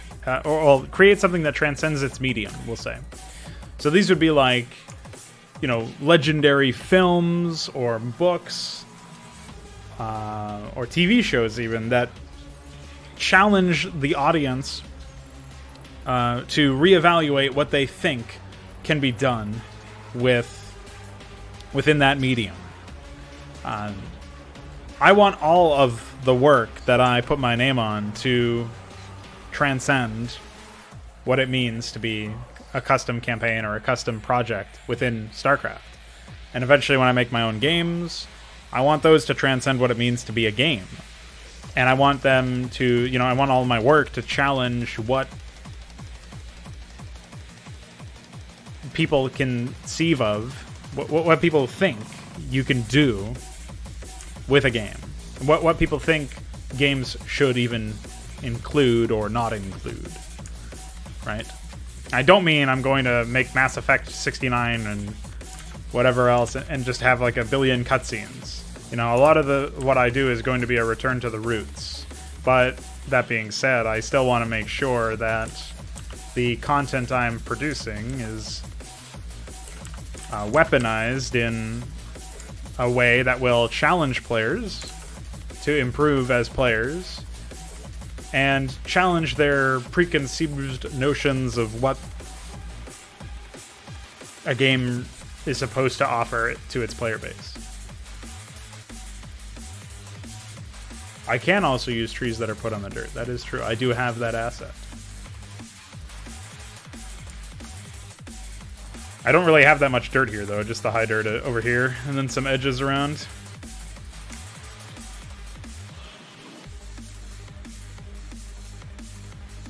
So yeah, my goal, I guess you can say, is simply to provide as high quality an experience as possible in as uncompromising a manner as possible, where I hold nothing back. I provide the player with the tools they need to experience what I've got going on and what my vision is.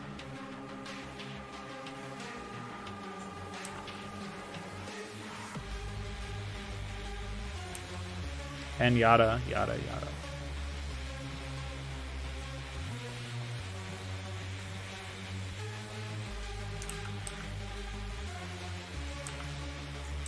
So on and so forth.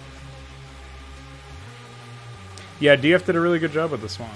I'm very happy with him, with his work. And I hope he is very happy with his work as well.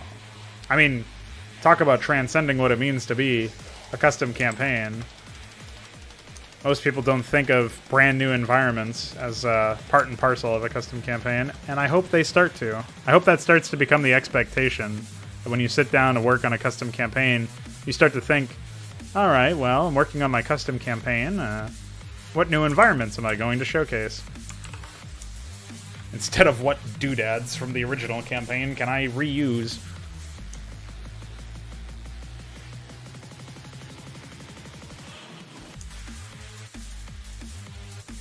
And there you go. I still have to very conservatively tree the left Terran base, and then move on to the rest of the map as far as treeing is concerned. I'll add some more decor with mud, and obviously I'll ruins this area, and perhaps add some more ruins elsewhere, like in front of this area, or over in this area. Don't think there's going to be any other sweeping changes to the balance. There's two areas of the map that I'm not very satisfied with. First is Alderas's base. The fact that it's on that temple. I'm not really happy about how that temple worked out. So I might end up reshaping that so that there's like it's not necessarily surrounded by temple, but I turn it into like an upside down V where I cut away the bottom part and make it on the low ground. Minerals, gas, and Nexus on the low ground. And then add a little bit more cover to the south and perhaps some raised jungle or something. I don't know. Basically reshaping it very massively. That's pretty much the only area that I would significantly reshape. And otherwise, it's like the this base right here, this middle Protoss base, I feel like is was a swing and a miss on my part to make the raised jungle a base. Maybe I could reorient it somewhat so that the minerals were laid out in a different way and the gas was laid out in a better way. Right now, it feels like if I move it from this perspective, it'll be too cramped, not provide enough build space. But if I keep it this way, it feels very meh. Feels very uninspired. Sort of similar to the temple base. It's like, oh, it's just a base on temple, whatever. So I'll have to think on those two bases. But I'm pretty happy with how all the other bases turned out. And as we get closer to a final look at what the decor actually is, I'm definitely sold on the map. It's a swamp jungle thicket. You gotta hack through with a fucking machete. So I hope you brought your machetes. So, anyway. Pending changes to the Protoss bases aside, and pending trees aside, things are going pretty well. I'm gonna take a break real quick, use the bathroom, collect myself. Yeah, when I return, 5-10 minutes, we'll get back to it.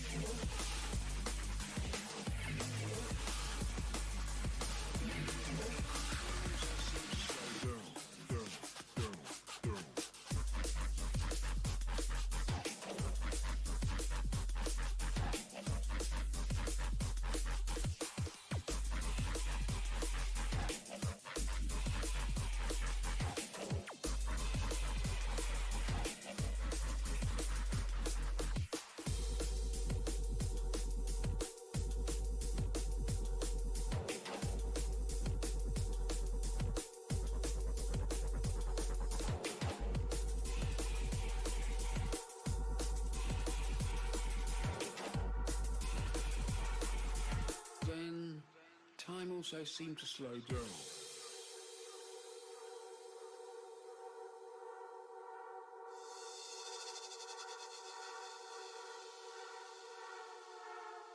First thing that I noticed was the intensification of the colours in the environment,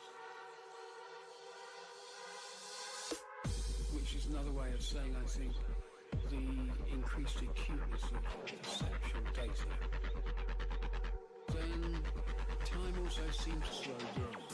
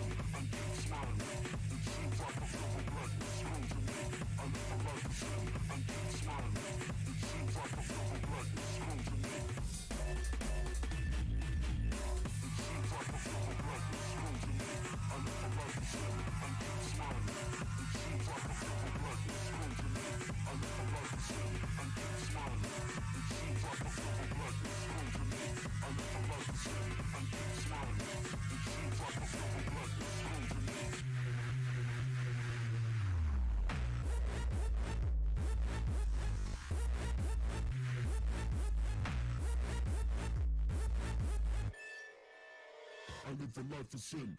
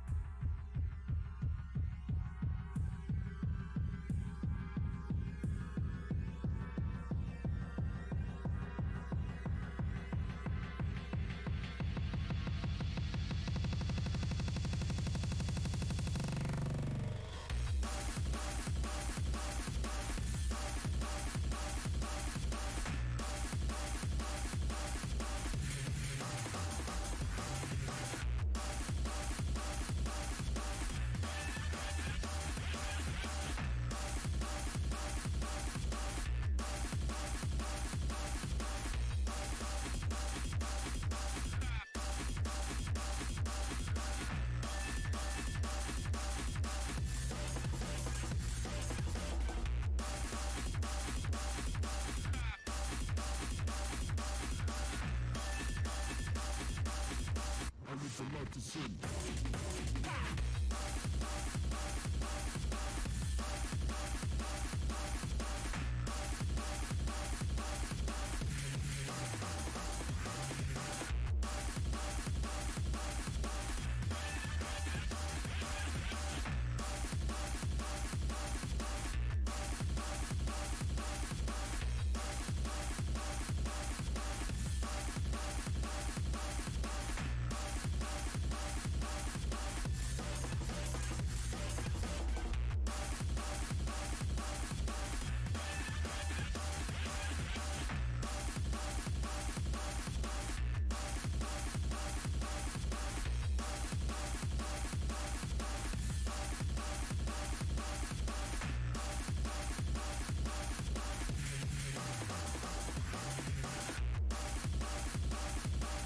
We back.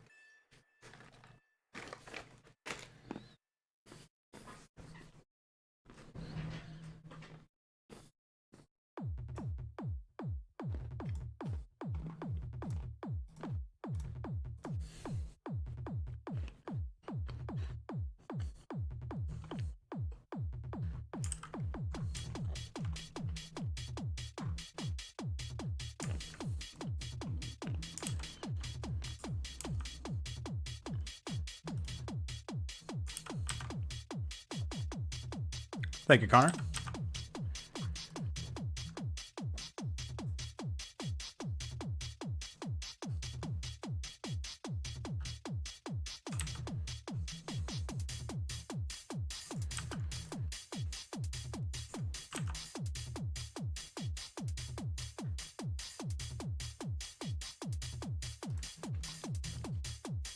I love macadamia nuts, but they're so big that chunks of them will invariably enter your teeth.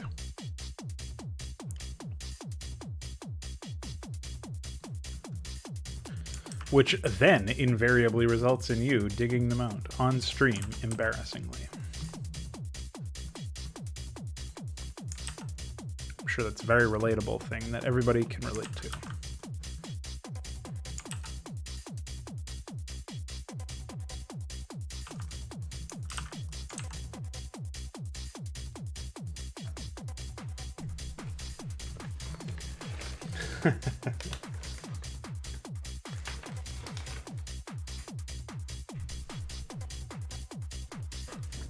You have like a problem eating them or something?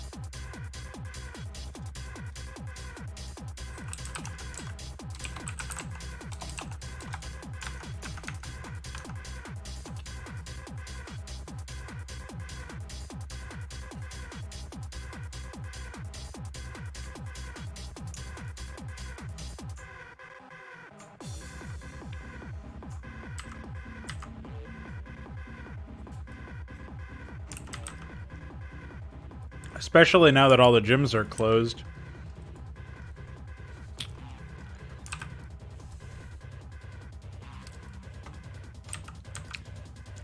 You can't even, like, work them off, you know?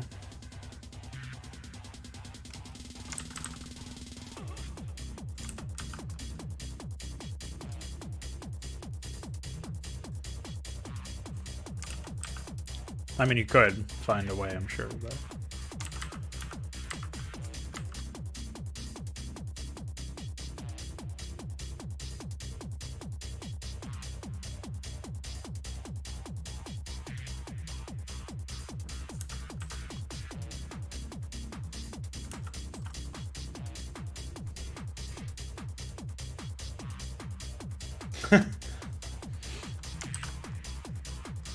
Watch carefully for any sugar.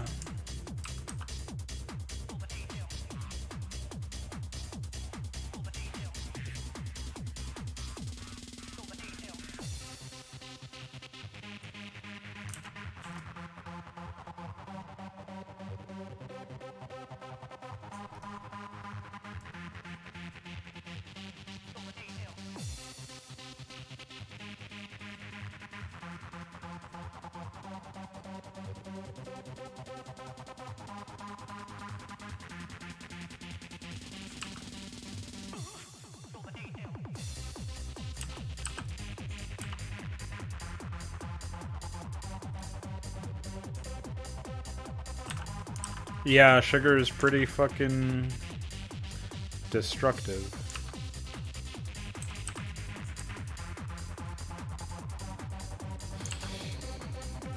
I wish it was easier to avoid. They add it to any old food these days.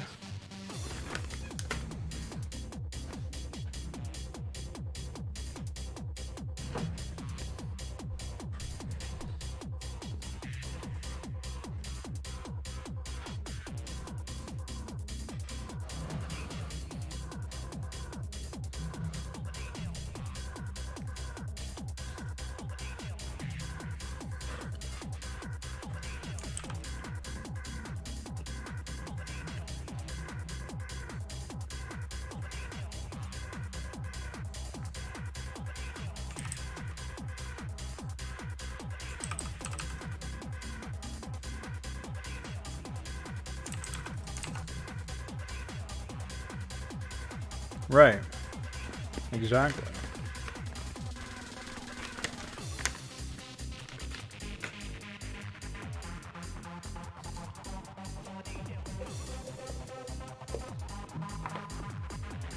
Was most of your income through YouTube and the internet and stuff.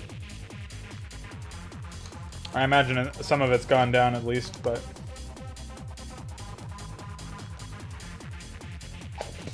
if that was where you were mostly like paying your bills from, hopefully you aren't in too deep shit, you know?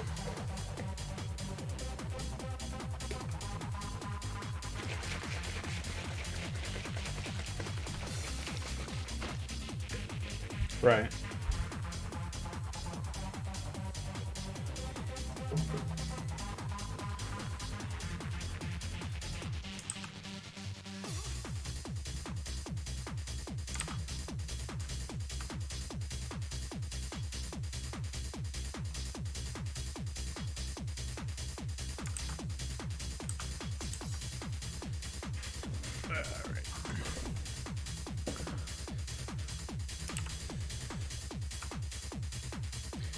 This one is definitely an important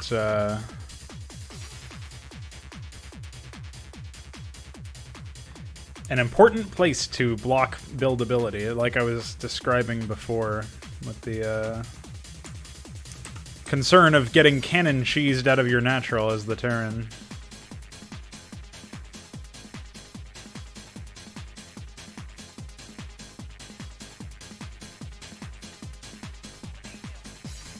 At this point, there's still a lot of holes. We just go to building placeability. But I don't think... the cannon can't reach over there from there. Obviously, you could put one here, so I've got a block like right here with a tree. And I guess right there wouldn't hurt.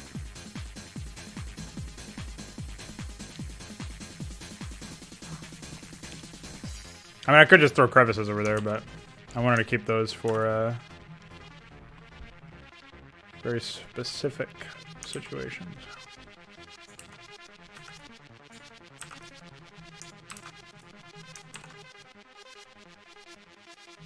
Right, you can do a double decker.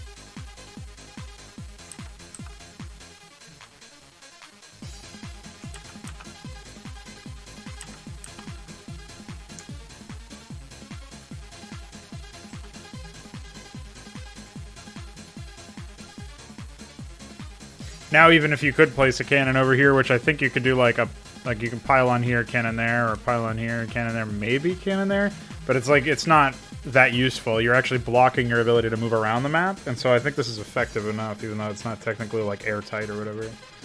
Pile on here, cannon there. But even, I guess over here is kind of a problem now that I think about it, but you can just do that.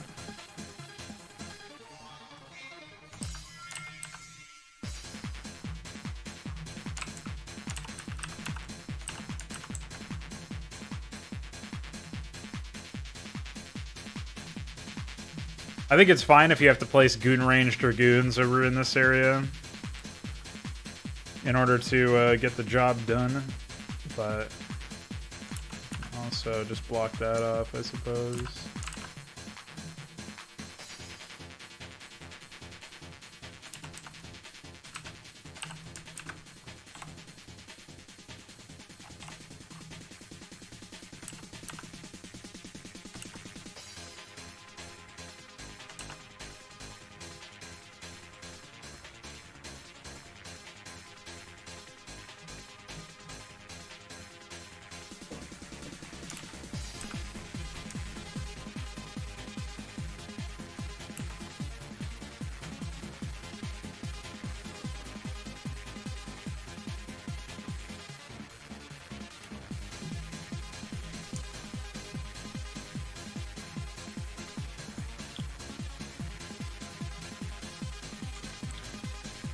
I'm wondering if there would be an improvement for sealing this off, more or less. The raised jungle and swamp water divide in this northern area.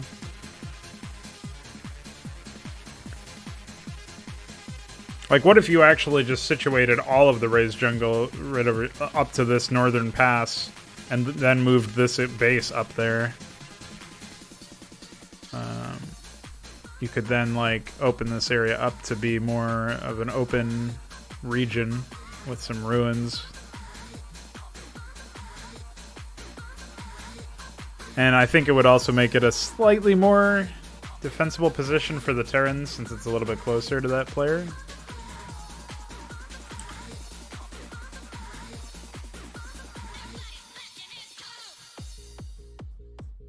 I guess we can just manually set it up here.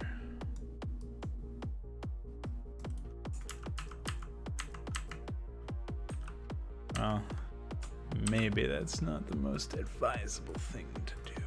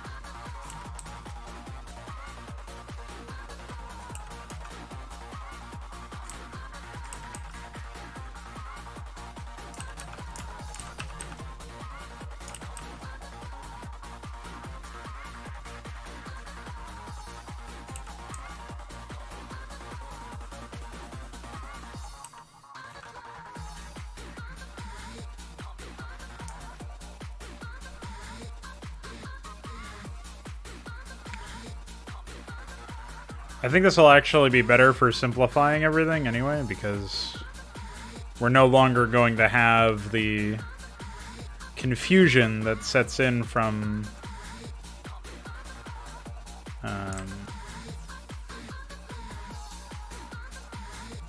like, this won't be a path, you know what I mean? So there will be less of a reason to ever go there, which I think is probably for the better in this case.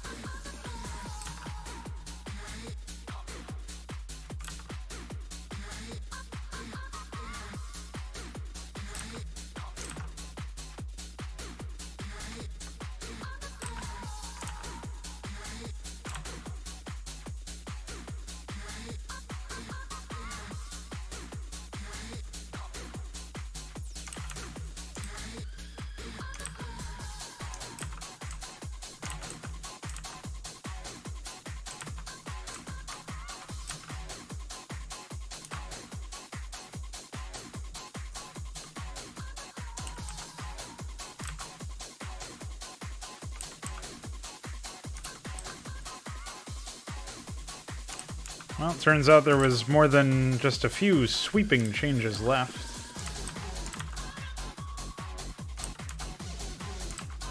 Surprising stuff.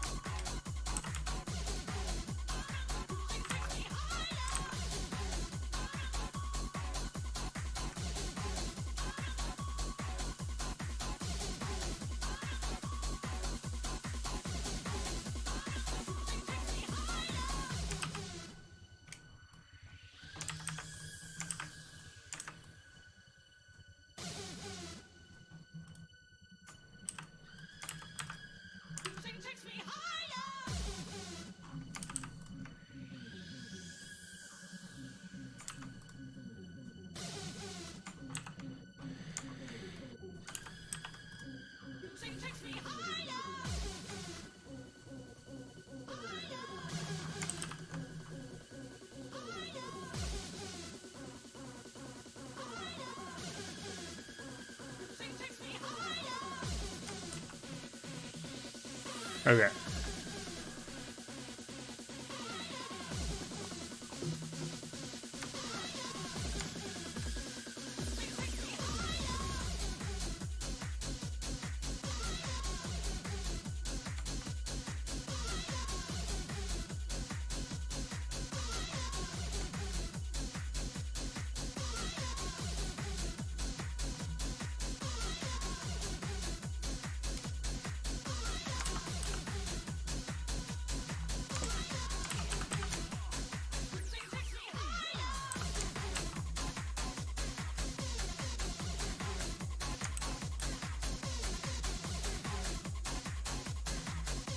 Yeah, I think this is a stronger area overall.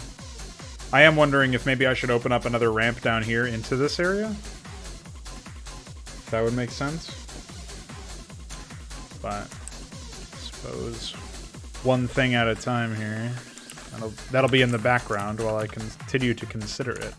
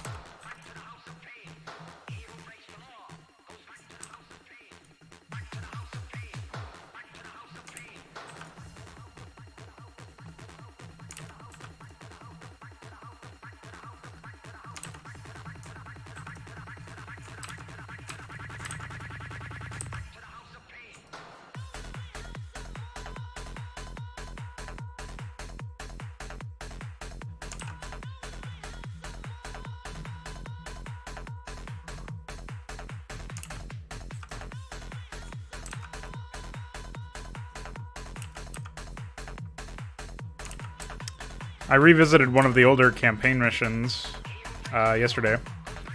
Went back to the 3rd Brood War Zerg mission. I was watching a streamer, and he was having some difficulty with it. And I realized how all of the difficulty was based around a bunch of pre-play stuff and completely ineffective, boring enemies that didn't... I got attacked once by 3 red wraiths, and it was like 18 minutes in or something. So all of the aggression and all of the gameplay came from me leaving my base area, trying to fuck with them. And I just don't...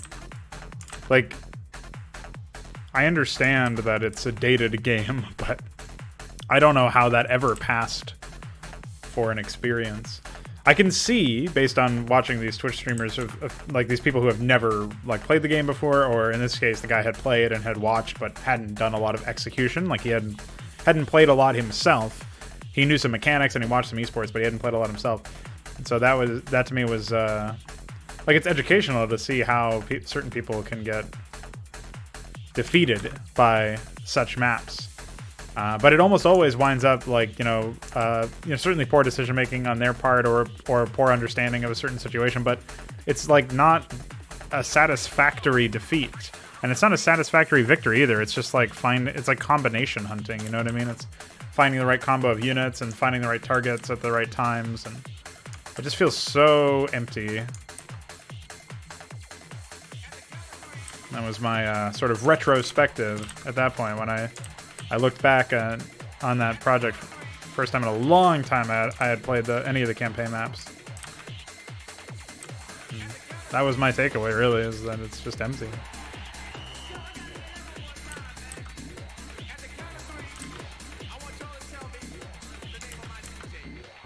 It's the 10,000 Mineral Phoenix one. I forget what it's called. The Kalmorian Combine, I think, is the mission title. It's just, there's like nothing happening in that map. I mean, I guess if you float money, they attack you with more resources or something. Or more resources worth of attacks, I should say. But it's not like, that's not an engaging idea for a mission. So you're not supposed to be floating money to begin with, you're supposed to be spending it. And admittedly, you can win just by eliminating all enemy command centers. Which is more than you can say for a lot of the other maps. But still, like, what the fuck?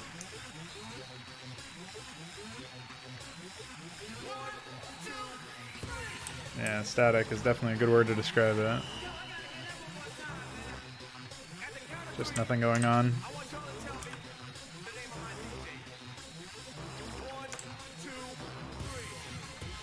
Meanwhile, we've got a guy counting to 3 over here.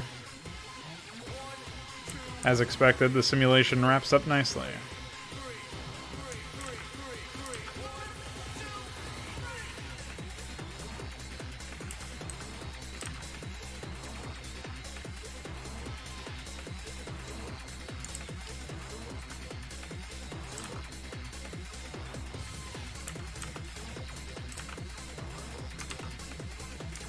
Yeah, I think that looks better, and will probably play better. I'm still not sure about the whole ramp into the swamp idea. Do I like the idea that you're supposed to flank over? I mean, to access this middle area that has 2 expansions right next to each other, it seems like it would be a good idea to access it, but I kind of like that you enter on different points, right? Instead of being able to go straight down the middle. And this courtyard area down here can sort of serve as a way to flank around. I think maybe if I moved this gas up, it would increase the likelihood that if this base was taken, you could still attack this base by flanking around. But, I mean, you can still do that anyway. The question is, like, would it actually be a better base if I did that?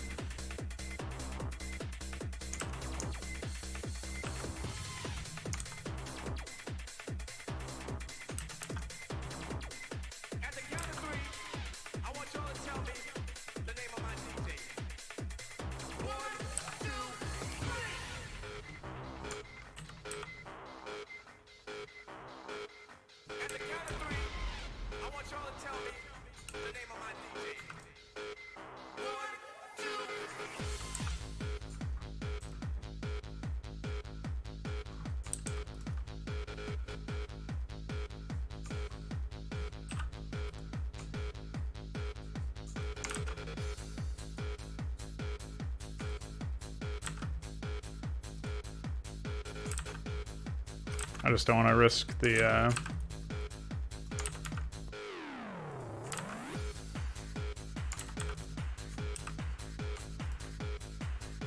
minerals not working out properly.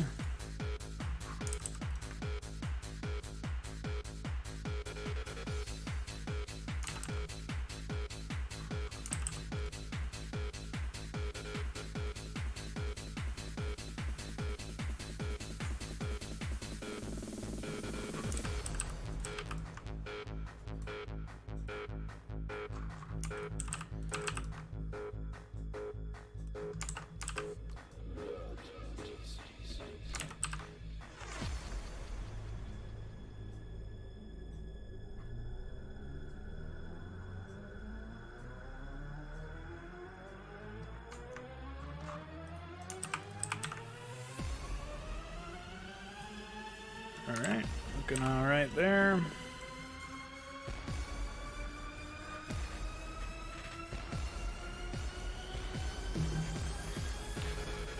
Yeah, I mean, even though Inconsummate is far from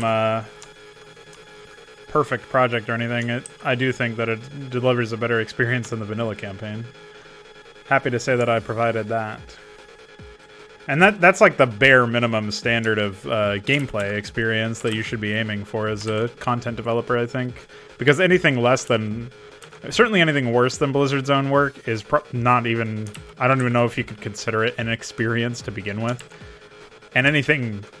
that like, even Blizzard's own work itself, I'm struggling to consider or conceptualize as content.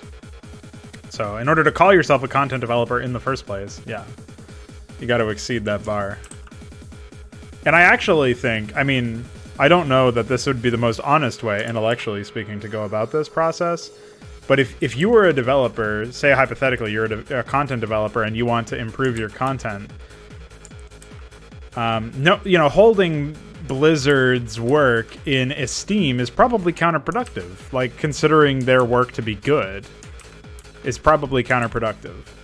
And consider that a lot of content developers that produce really, really bad content, that again, I'm not even sure I can call content, certainly can't really call it an experience, that's for sure.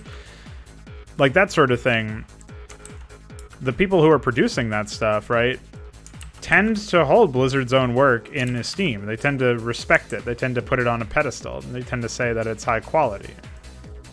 And so on and so forth. And while we're all pretty much in agreement that that's a flawed premise to start with,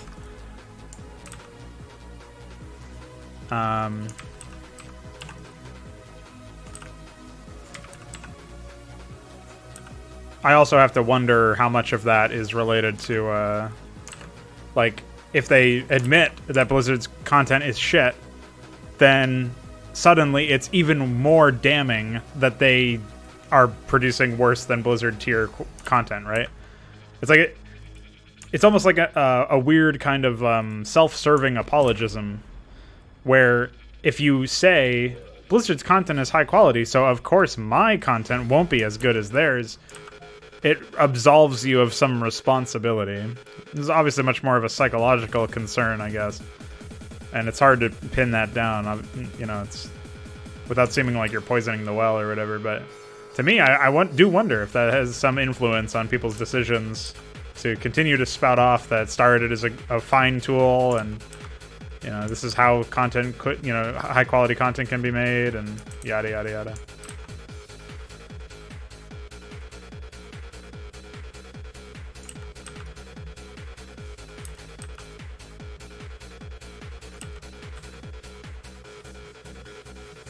And that it's in the style of Blizzard's own work, and that's why it's good. Like, if people admit that Blizzard's own work is not a style that you should be, or not a bar of quality you should be aiming for, then all of a sudden you don't have a leg to stand on in that argument, right? And so I just am curious on a personal level, not making any determinations or claims, but I do think that, you know, you suss it out that way, it could, in theory, be a real impact.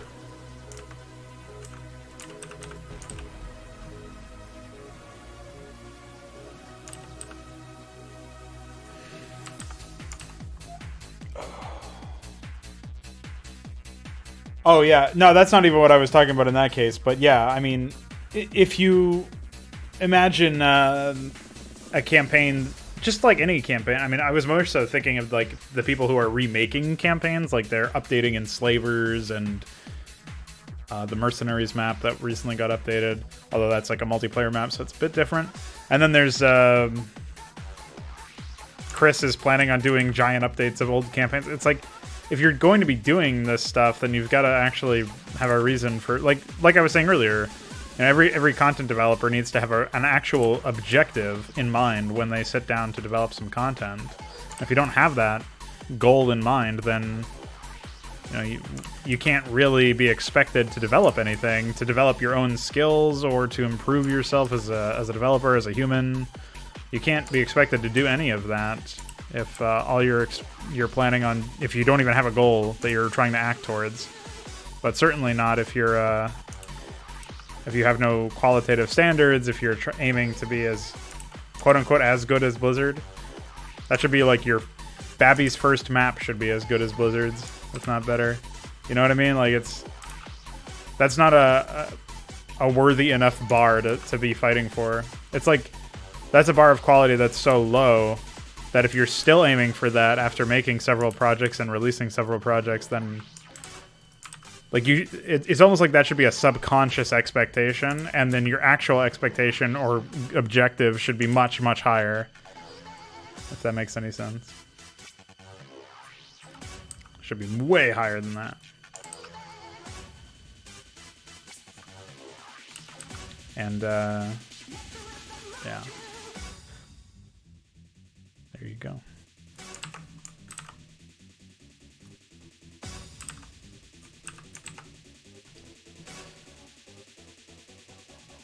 People who are still in the modern era is more my concern. Like, that campaign DK is playing was in 1999 or something, so it's fairly old. Can't really excuse the silly design decisions, but you can understand them.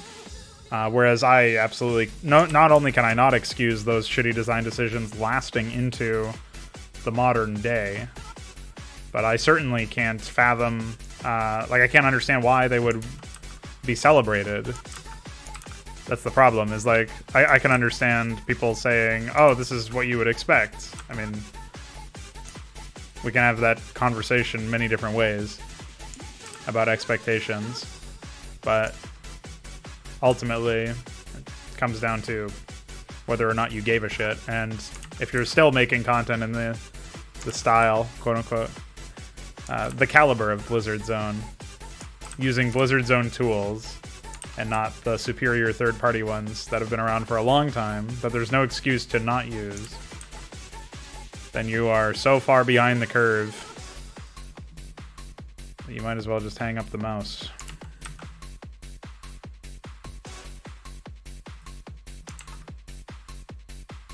Oh yeah, I was supposed to seal off an area with trees to make sure that you couldn't path around it.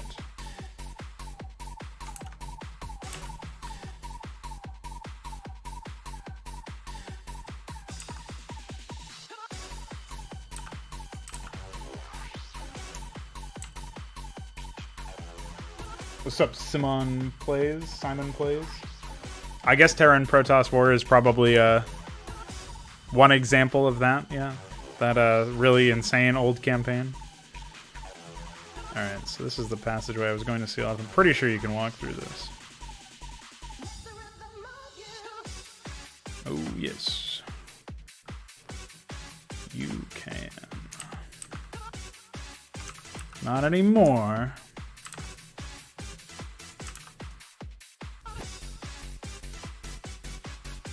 And then I guess on this side, I guess we can just use the same one, to be honest.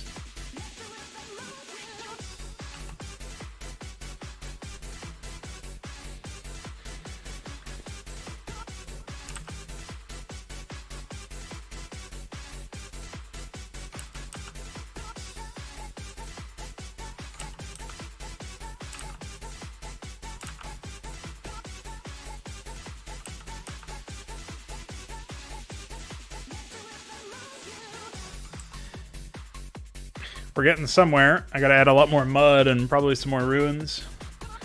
But we are treeing this place with no survivors. Some mud over here will go nicely. Over here as well. Nice little trail of it over here wouldn't hurt. A clearing over here with either mud or ruins wouldn't hurt. Some mud interspersed through that area. And maybe around this area as well. Definitely want some ruins over there along that ridge. Let's take a break from planting trees and get some mud going.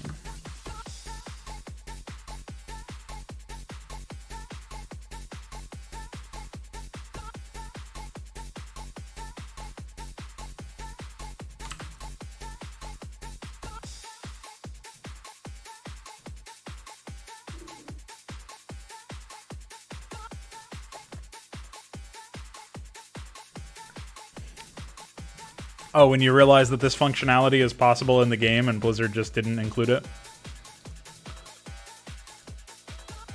Is that what you're talking about?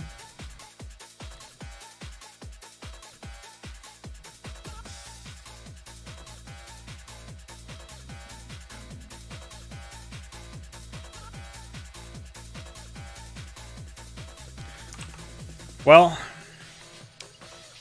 I can agree that it's easy to be dissatisfied with Blizzard's work or Blizzard's practices, given that reality. But it's inarguably it's impossible not to be dissatisfied after the remaster. That was, you know, a prime opportunity for them to correct that mistake.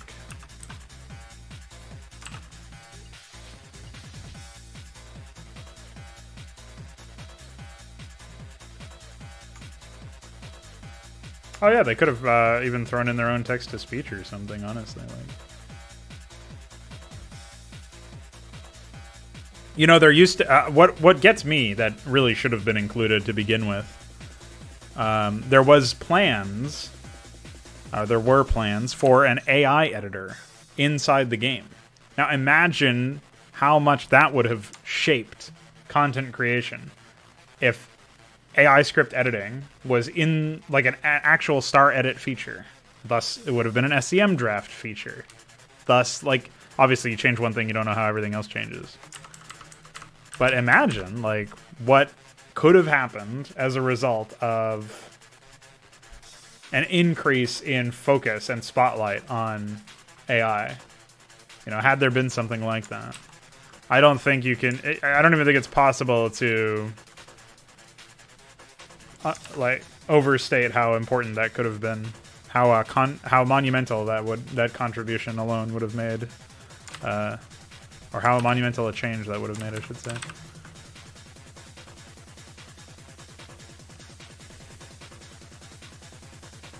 That's crazy to me.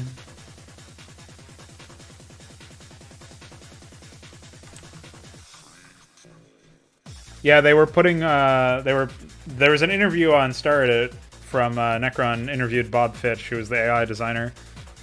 If you go to started.net, you can read it. It's one of their news posts. It's probably one of the more recent ones still.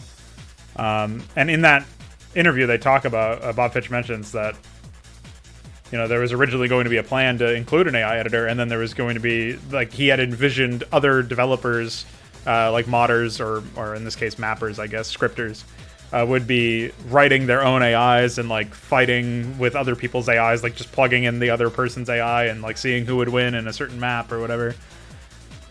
Totally possible to do even now, although it's obviously more complicated with external files. It's possible. People do AI competitions all the time through the WAPI stuff, the C++ stuff. But before that, like, without needing C++, this would have been a possibility out of the box, and probably would have encouraged Blizzard themselves to improve AI development, or at least a third party to improve AI functionality if it was more of a mainstream quote-unquote feature.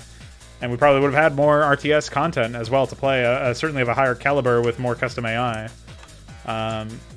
So yeah, there's like so many different things that would have been changed from that for the better.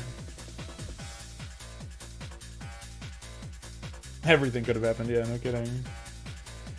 Another thing you hate about Stardew was not having share vision with another faction. Oh, couldn't you have run the AI script to share vision? I mean, that's in triggers. I don't know if that AI script was available in Stardew. Maybe that's... I know some triggers are only, or some AI scripts are only available to select in SCM draft. So they may have hid them from the general player base for whatever insane reason that I can't fathom.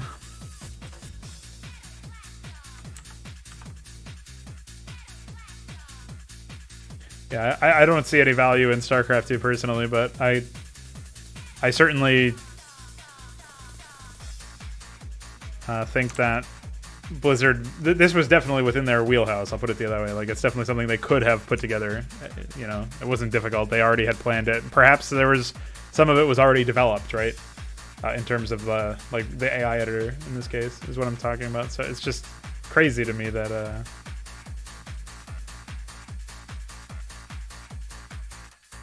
that didn't end up fomenting.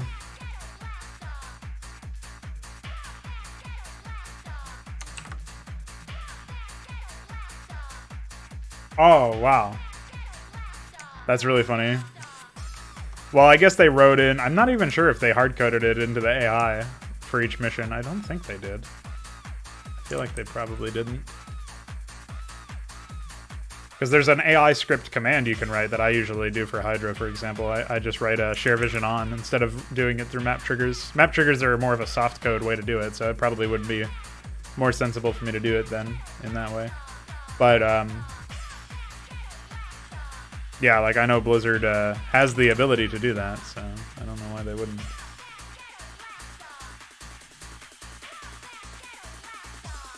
I can imagine that definitely being an annoyance if you're just trying to make your own map or campaign mission, right? And you're like, alright, I would like to share vision.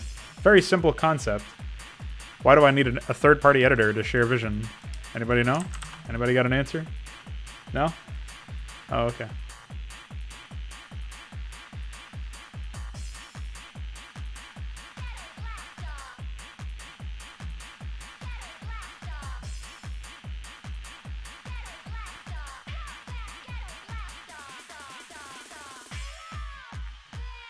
This is such a psychotic song, I don't know why it exists.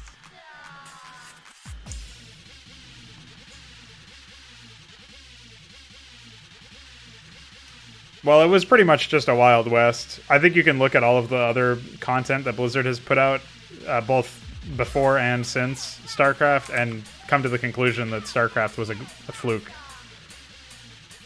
I've not seen any evidence to the contrary, at least. But for sure, it was a possibility that they had some success for a deliberate reason. I'm just not... I haven't seen any evidence to point to that.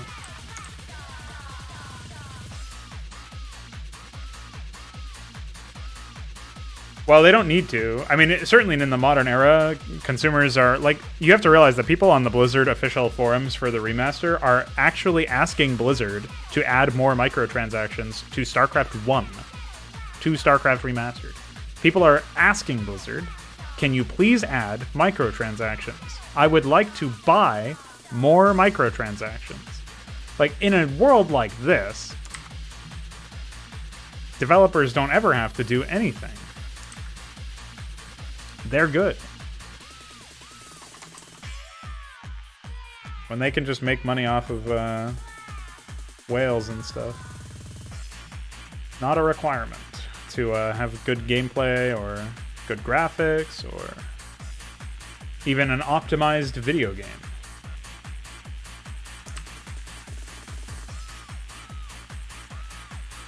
Their programming doesn't even have to be sound.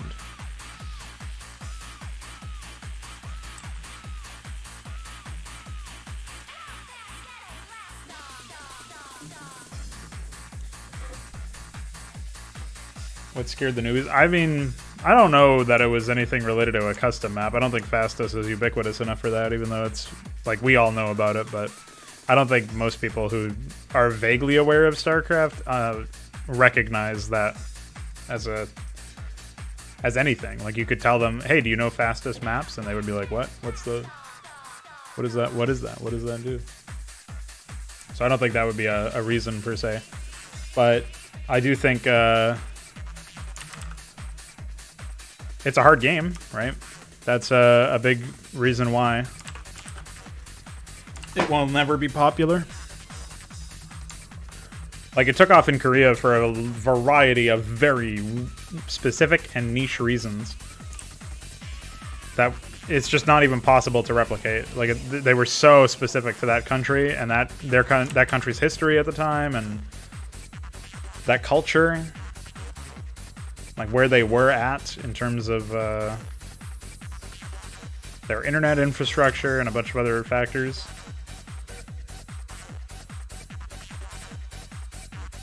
That's another main, like, huge reason why I consider the whole thing a fluke, because there's just no way they would have been able to replicate that.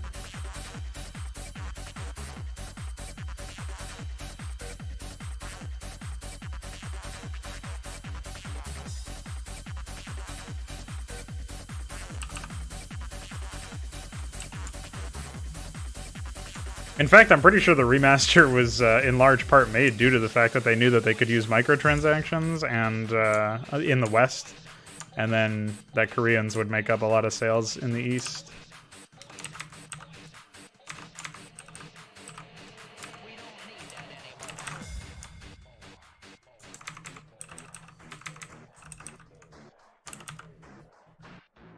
think we're looking good here.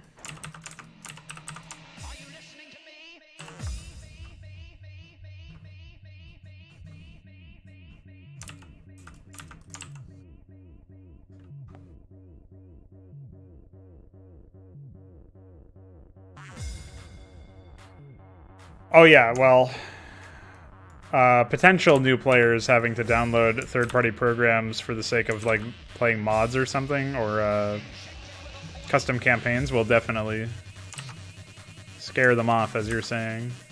That comes as no surprise to me, even though it's not that much work. It's like any extra clicks will immediately destroy any chance your audience has, you have of getting an audience.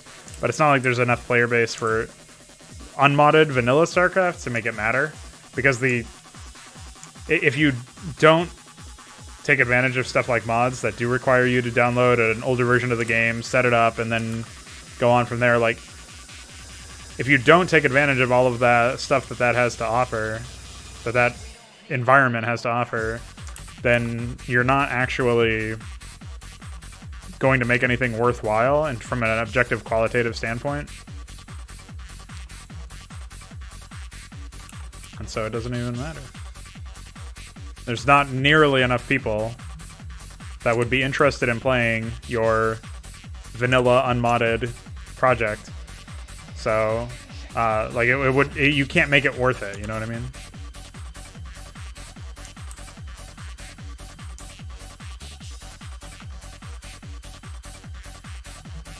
You can't make it worth the dip in quality.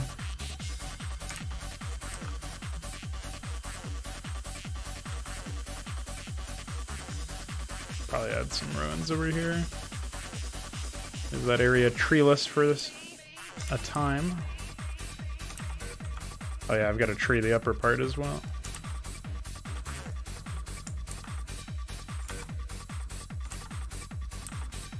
After this, I've got to bush everything, but the bushes will be a little bit more rare, I think.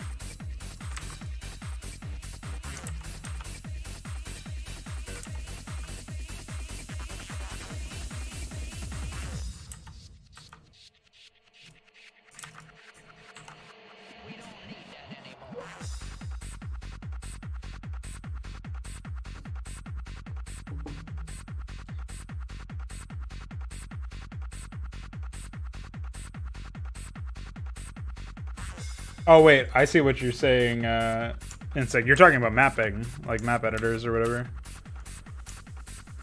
Yeah, it's a bit of a different argument, I guess. I thought you were talking about like playing mods to begin with. So I started talking about that. Hello Don, welcome.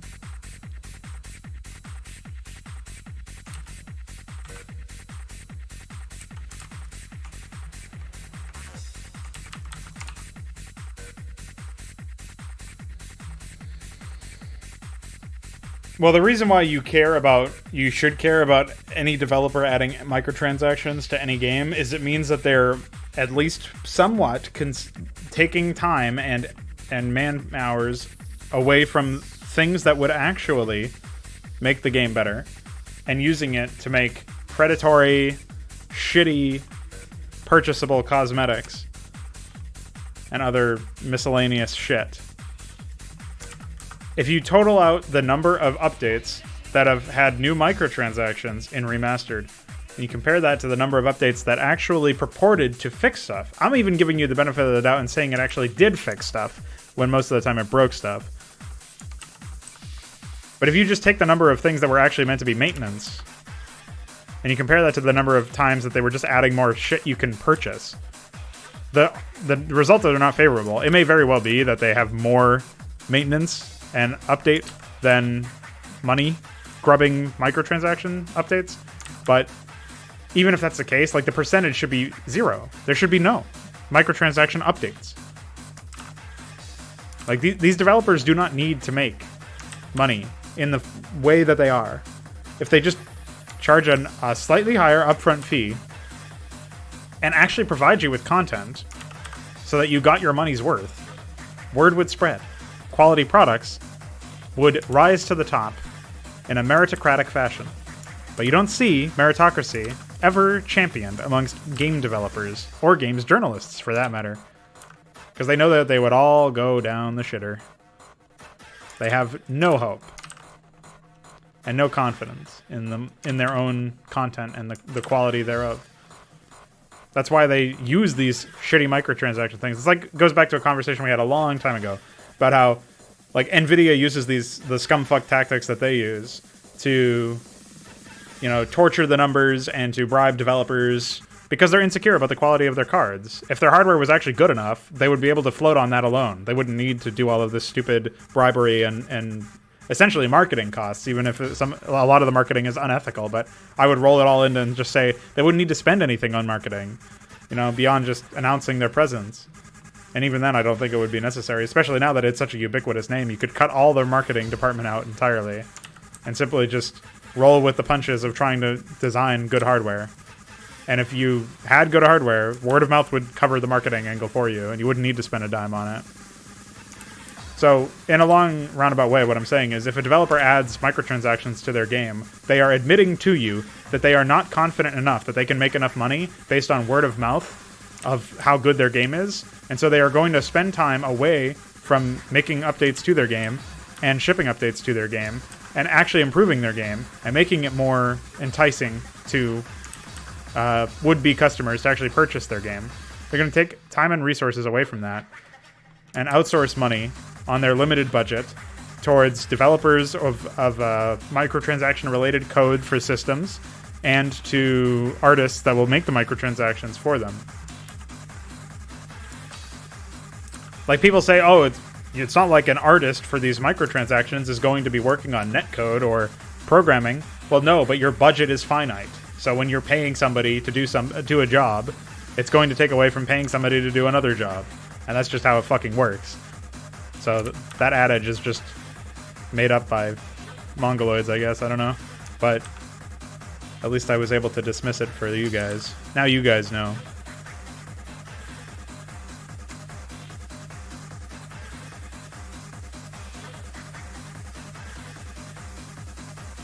Because of the fact that microtransactions are the norm, the upfront fee model doesn't work anymore.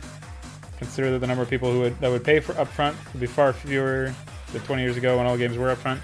Well, yeah, I mean, it's a shift in economics of, like, what the average consumer would potentially pay.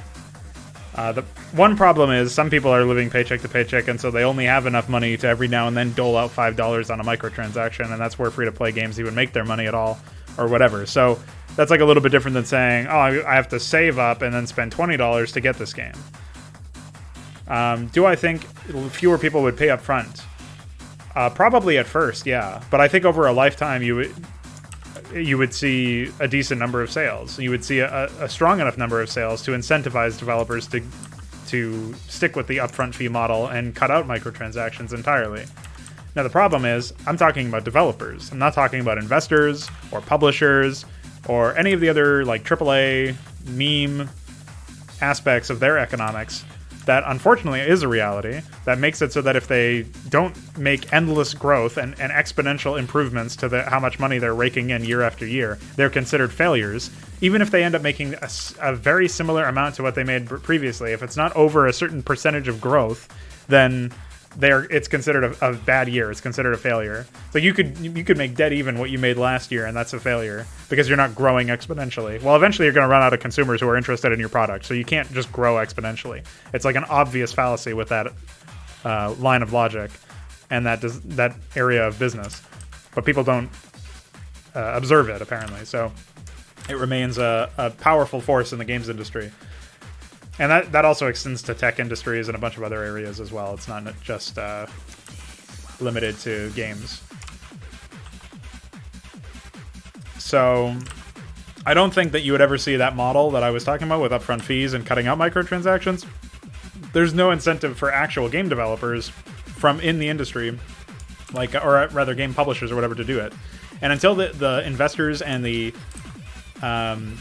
publishers are divested from the developers, or until somehow the investors and publishers agree that quality should come first instead of profitability, you're not going to see a sweeping change in the industry.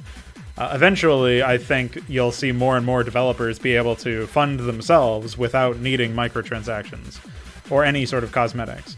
Like, you know, there's a number of games out there like Diabolical and stuff like that where they keep all of the cosmetics or all of the microtransactions cosmetic only and all opt in, but that's still not far enough for me. I think the game will require like $20 upfront fee to purchase, and then you'll own a license to the game, or you'll own the game, or whatever the legality is, and you'll be able to use it on Steam or wherever. For me, I'm just going to release my games, and you'll pay a one-time purchase, and you'll get access to all content, all current and future content, and that's the whole point. Like that's what I'm looking for. I'm not looking to like that's where I would like to see the industry go. I'll put it to you that way. I'm not looking to add more content and then say, oh, pay for this expansion pack. Like for me, when you pay me once, you get access to all the work. It may not seem fair from a sense of like, oh, well, you clearly put in more hours then, like at the end of this development cycle for this particular piece of content than you did before, so you should be paid more. My idea is, as I get more content out, there's going to be more people who are going to play. And the word of mouth will say, hey, this game is not only good on a foundational level, but it's being updated with large amounts of new content. Come and buy this game to play it with me. And people will just share it with their friends in that sense. That's my idea. And then maybe I would have some sort of obscure, very hidden, hard to find donation button somewhere. But at that point, you might as well not have one at all if you're going to hide it. And I wouldn't want to broadcast it publicly because I don't want the money to be a part of it anyway. Like the fee, in theory, the upfront fee is just, hey, I need to keep my lights on so I can keep working on stuff. So this is what I'm discussing it with. I'm glad you're spamming emoji now. Thanks. Now you made my dog angry. I hope you're happy with yourself. I don't know how people see it. Overwatch has some sort of microtransactions, but I never spent money for loot boxes. It does have microtransactions, yes. It has loot boxes. Loot boxes are gambling, so it's like a step further in the scumfuck territory than microtransactions are. Like suddenly you're dealing with paying money for the chance to get something you want instead of paying money to get something you want. And like paying money for something you want is instead of getting something you want. Like it went from like, you want that? Okay, you have it in your inventory. You can equip it anytime you want. Then it went to, you've got to grind in-game hours and challenges and experience points in like Halo Reach or something to unlock armor. And then it went to, you can buy this armor, and now it's you can buy to pay. You can pay to have a chance at a gacha machine to eventually maybe get the item you want or some item you're okay with. Like, it progressively got more fucked. It was fucked when you had to grind and play the game in stupid ways just to unlock certain equipment. Like, that's dumb. Especially if it's cosmetic only. Like, I know it sounds like, oh, you know, of course, at least it's cosmetic only, but that's even more dumb because it's, like, even less of an impact. You know, at that point, you're just showing off that you wasted 100 hours in the game shooting grunts with a fuel rod or whatever the fuck challenge you needed to unlock that armor. So, like, it's not interesting, you know what I mean?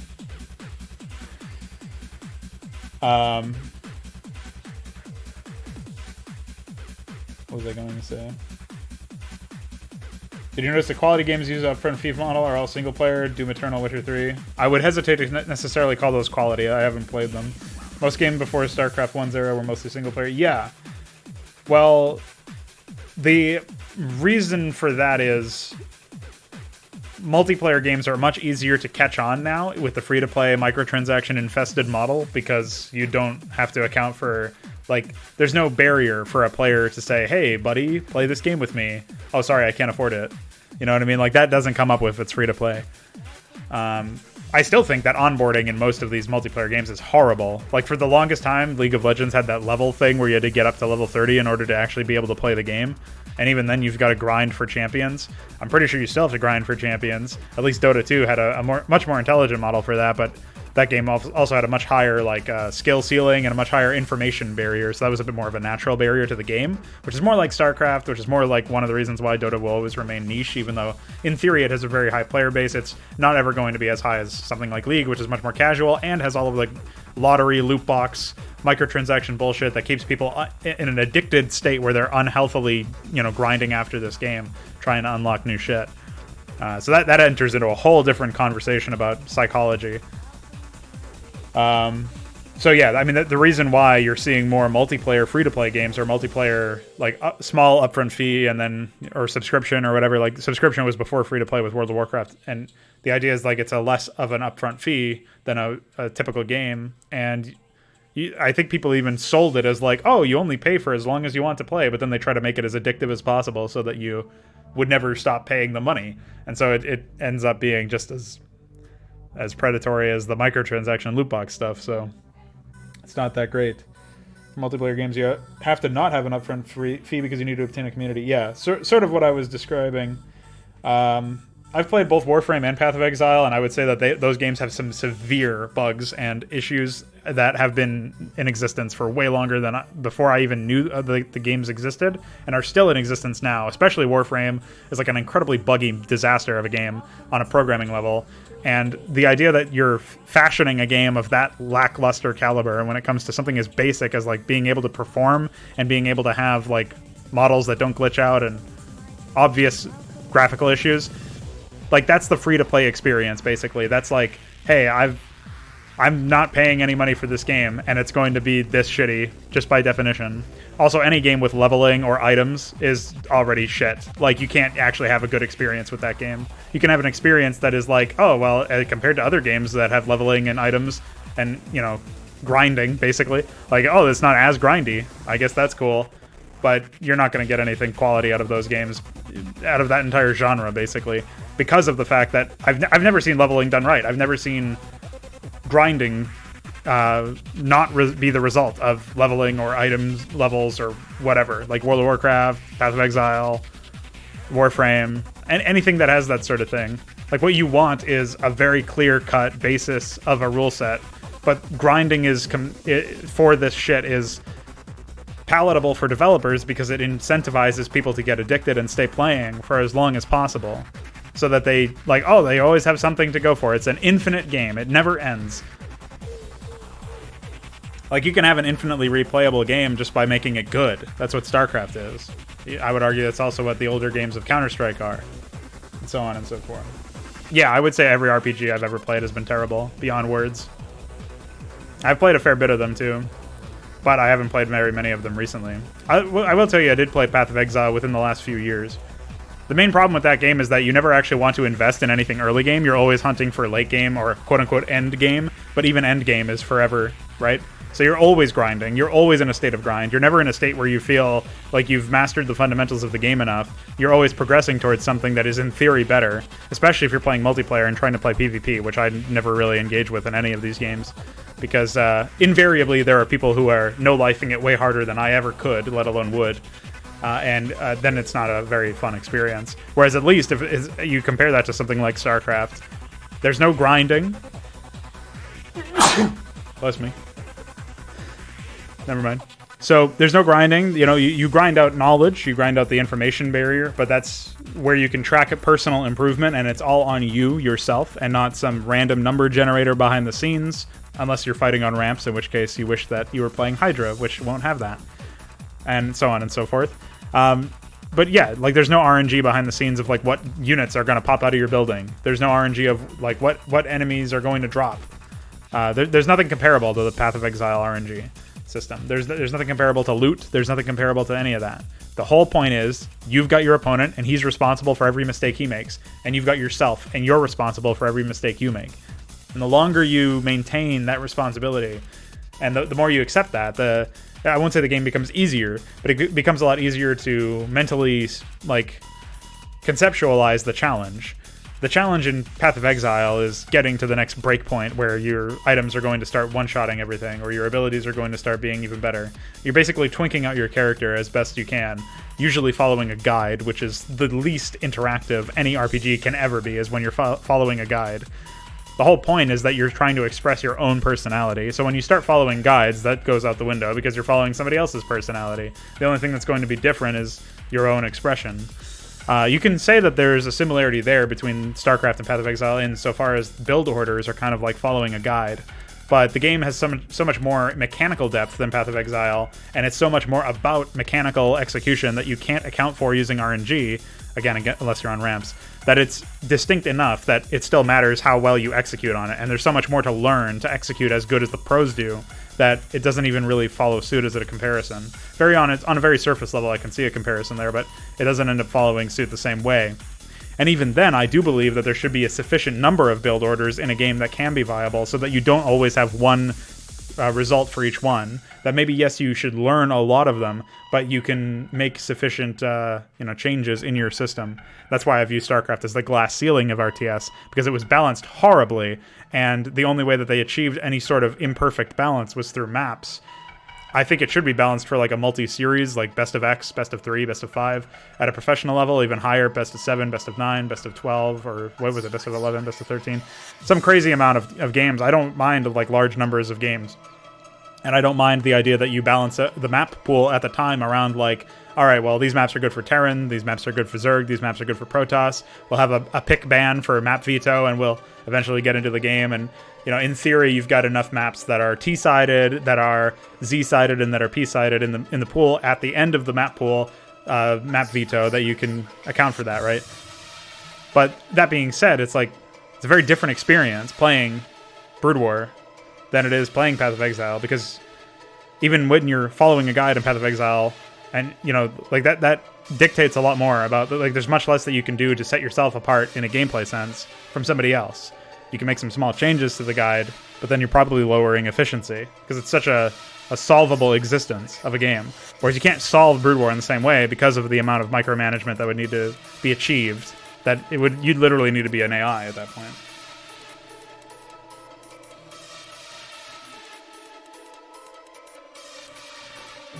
Well, difficulty selections are a meme anyway. They should definitely not be in any game, especially a game that purports to have some sort of single-player aspect to it. Path of Exile is, in theory, a game you can beat in single-player, right? And I think I've reached endgame in that game years and years ago before I tried to pick it up again in the past few years. But it's not an engaging single-player experience because you're... maybe it's an engaging co-op experience, but even then I would probably be able to effectively argue against that after playing it a little bit. But difficulty levels have always been a meme. It's always been something that you should leave at the door when you're trying to make a game, because you're going to naturally have inconsistencies in between your narrative, if you will, and your intended experience for the player and what they actually get especially if you're just changing numbers, either numbers of enemies or damage numbers or health or whatever. And of course, all of these RPGs always change the enemies in the same way. They don't make them more aggressive. They don't even give them different movesets half the time. They just allow them to have more health and deal more damage. Wow. Especially if you look at Diablo 3. Diablo 3 is such a good example of this. You play on, Ultra Nightmare or whatever the fuck the highest available difficulties are. There's, various levels of hell or something in terms of difficulty. You play on some of the harder difficulties and you've got zombies that do the same thing as zombies on the easy difficulty. It's just that they have, 2.1 million health or something. So it's why do I even exist? Why even play?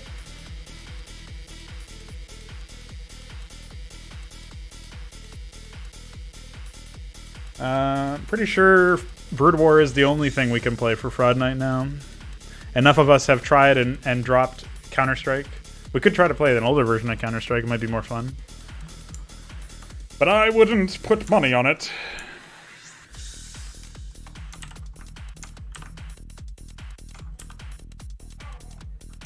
Oh, my dog is spinning.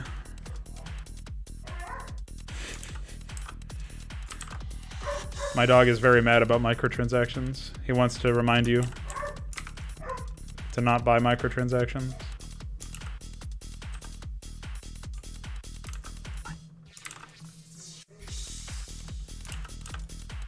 Anyway, in all this excitement about this conversation, I've completely forgotten to finish my treeing, so I'm going to try to do that. Then I gotta get ready for work, so I'll probably be skedaddling, especially since my dog seems to be very angry about microtransactions. So angry, in fact, he's going to destroy my stream for the remainder, should I decide to stay. Anyway, hopefully I made my case there, Victor. Hey, we got Alexander and Alexandru. Alexandru, actually. It's a pretty good one.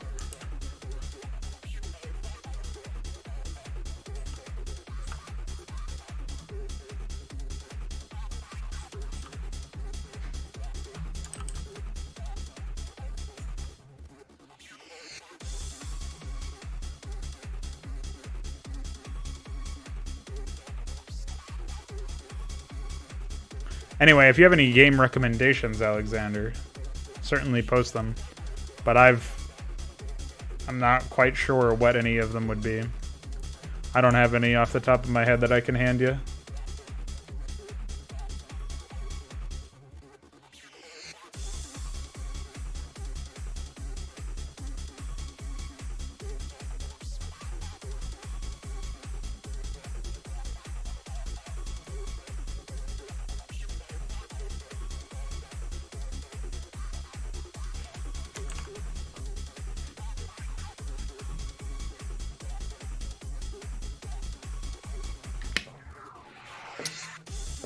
I don't think I'll be reinstalling Warcraft 3.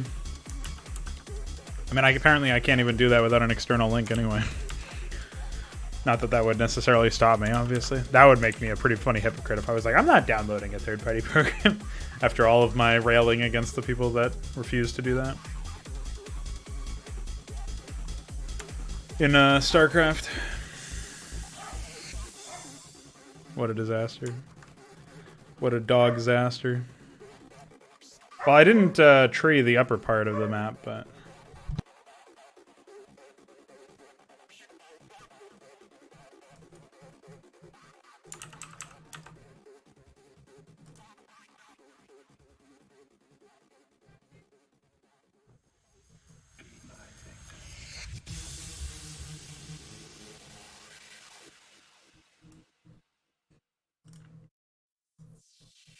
Oh, yeah.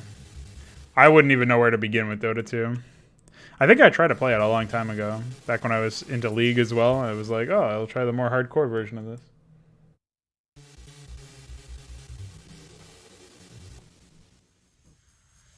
I like that you could control your allies if they disconnected. At the time, I was obviously... I'm probably still too bad to even attempt to do that, but at the time, I was definitely too bad to attempt to do that. But it made me think, like, if you were really good at this game, you could probably, like, literally control 2 or 3 characters at the same time. Talk about a 1v5. Literally controlling everybody. I think that would be pretty funny.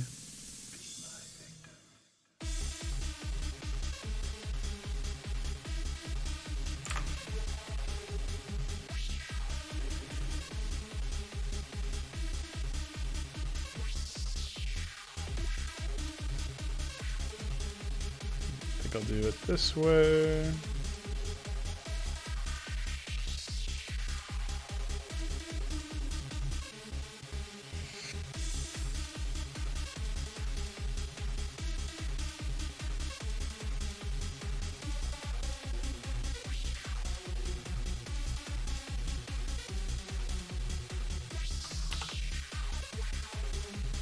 See you later, Connor. I'm going to follow suit fairly shortly. Looking around for other areas that need detailing. Oh yeah, I didn't have the ruins over here. No, that's alright. I'll get around to it. If not before the deadline tomorrow, then after sometime. Be good to add trees to this area as well, and potentially refactor this Aldera space that I mentioned. I suppose I still could refactor that base as well, but... time will tell all tales. Or whatever the fuck Phoenix says in that map. Alright, well that was it. That was the stream. 3 hours and almost a half hour on top of that. Thanks for the discussion. We had a lot of different topics that we covered today while I was treeing. Helped me stay sane while planting a billion trees. Hope you guys had a good enough time watching and engaging and chatting. And I will be back tomorrow for a mod stream of a different sort. But that'll probably be after I play all of the submissions that are sent to me. And of course, there's also going to be Fraud Night. We'll see what happens there. I gotta go get ready for work and figure out how to speak the English language. Bye.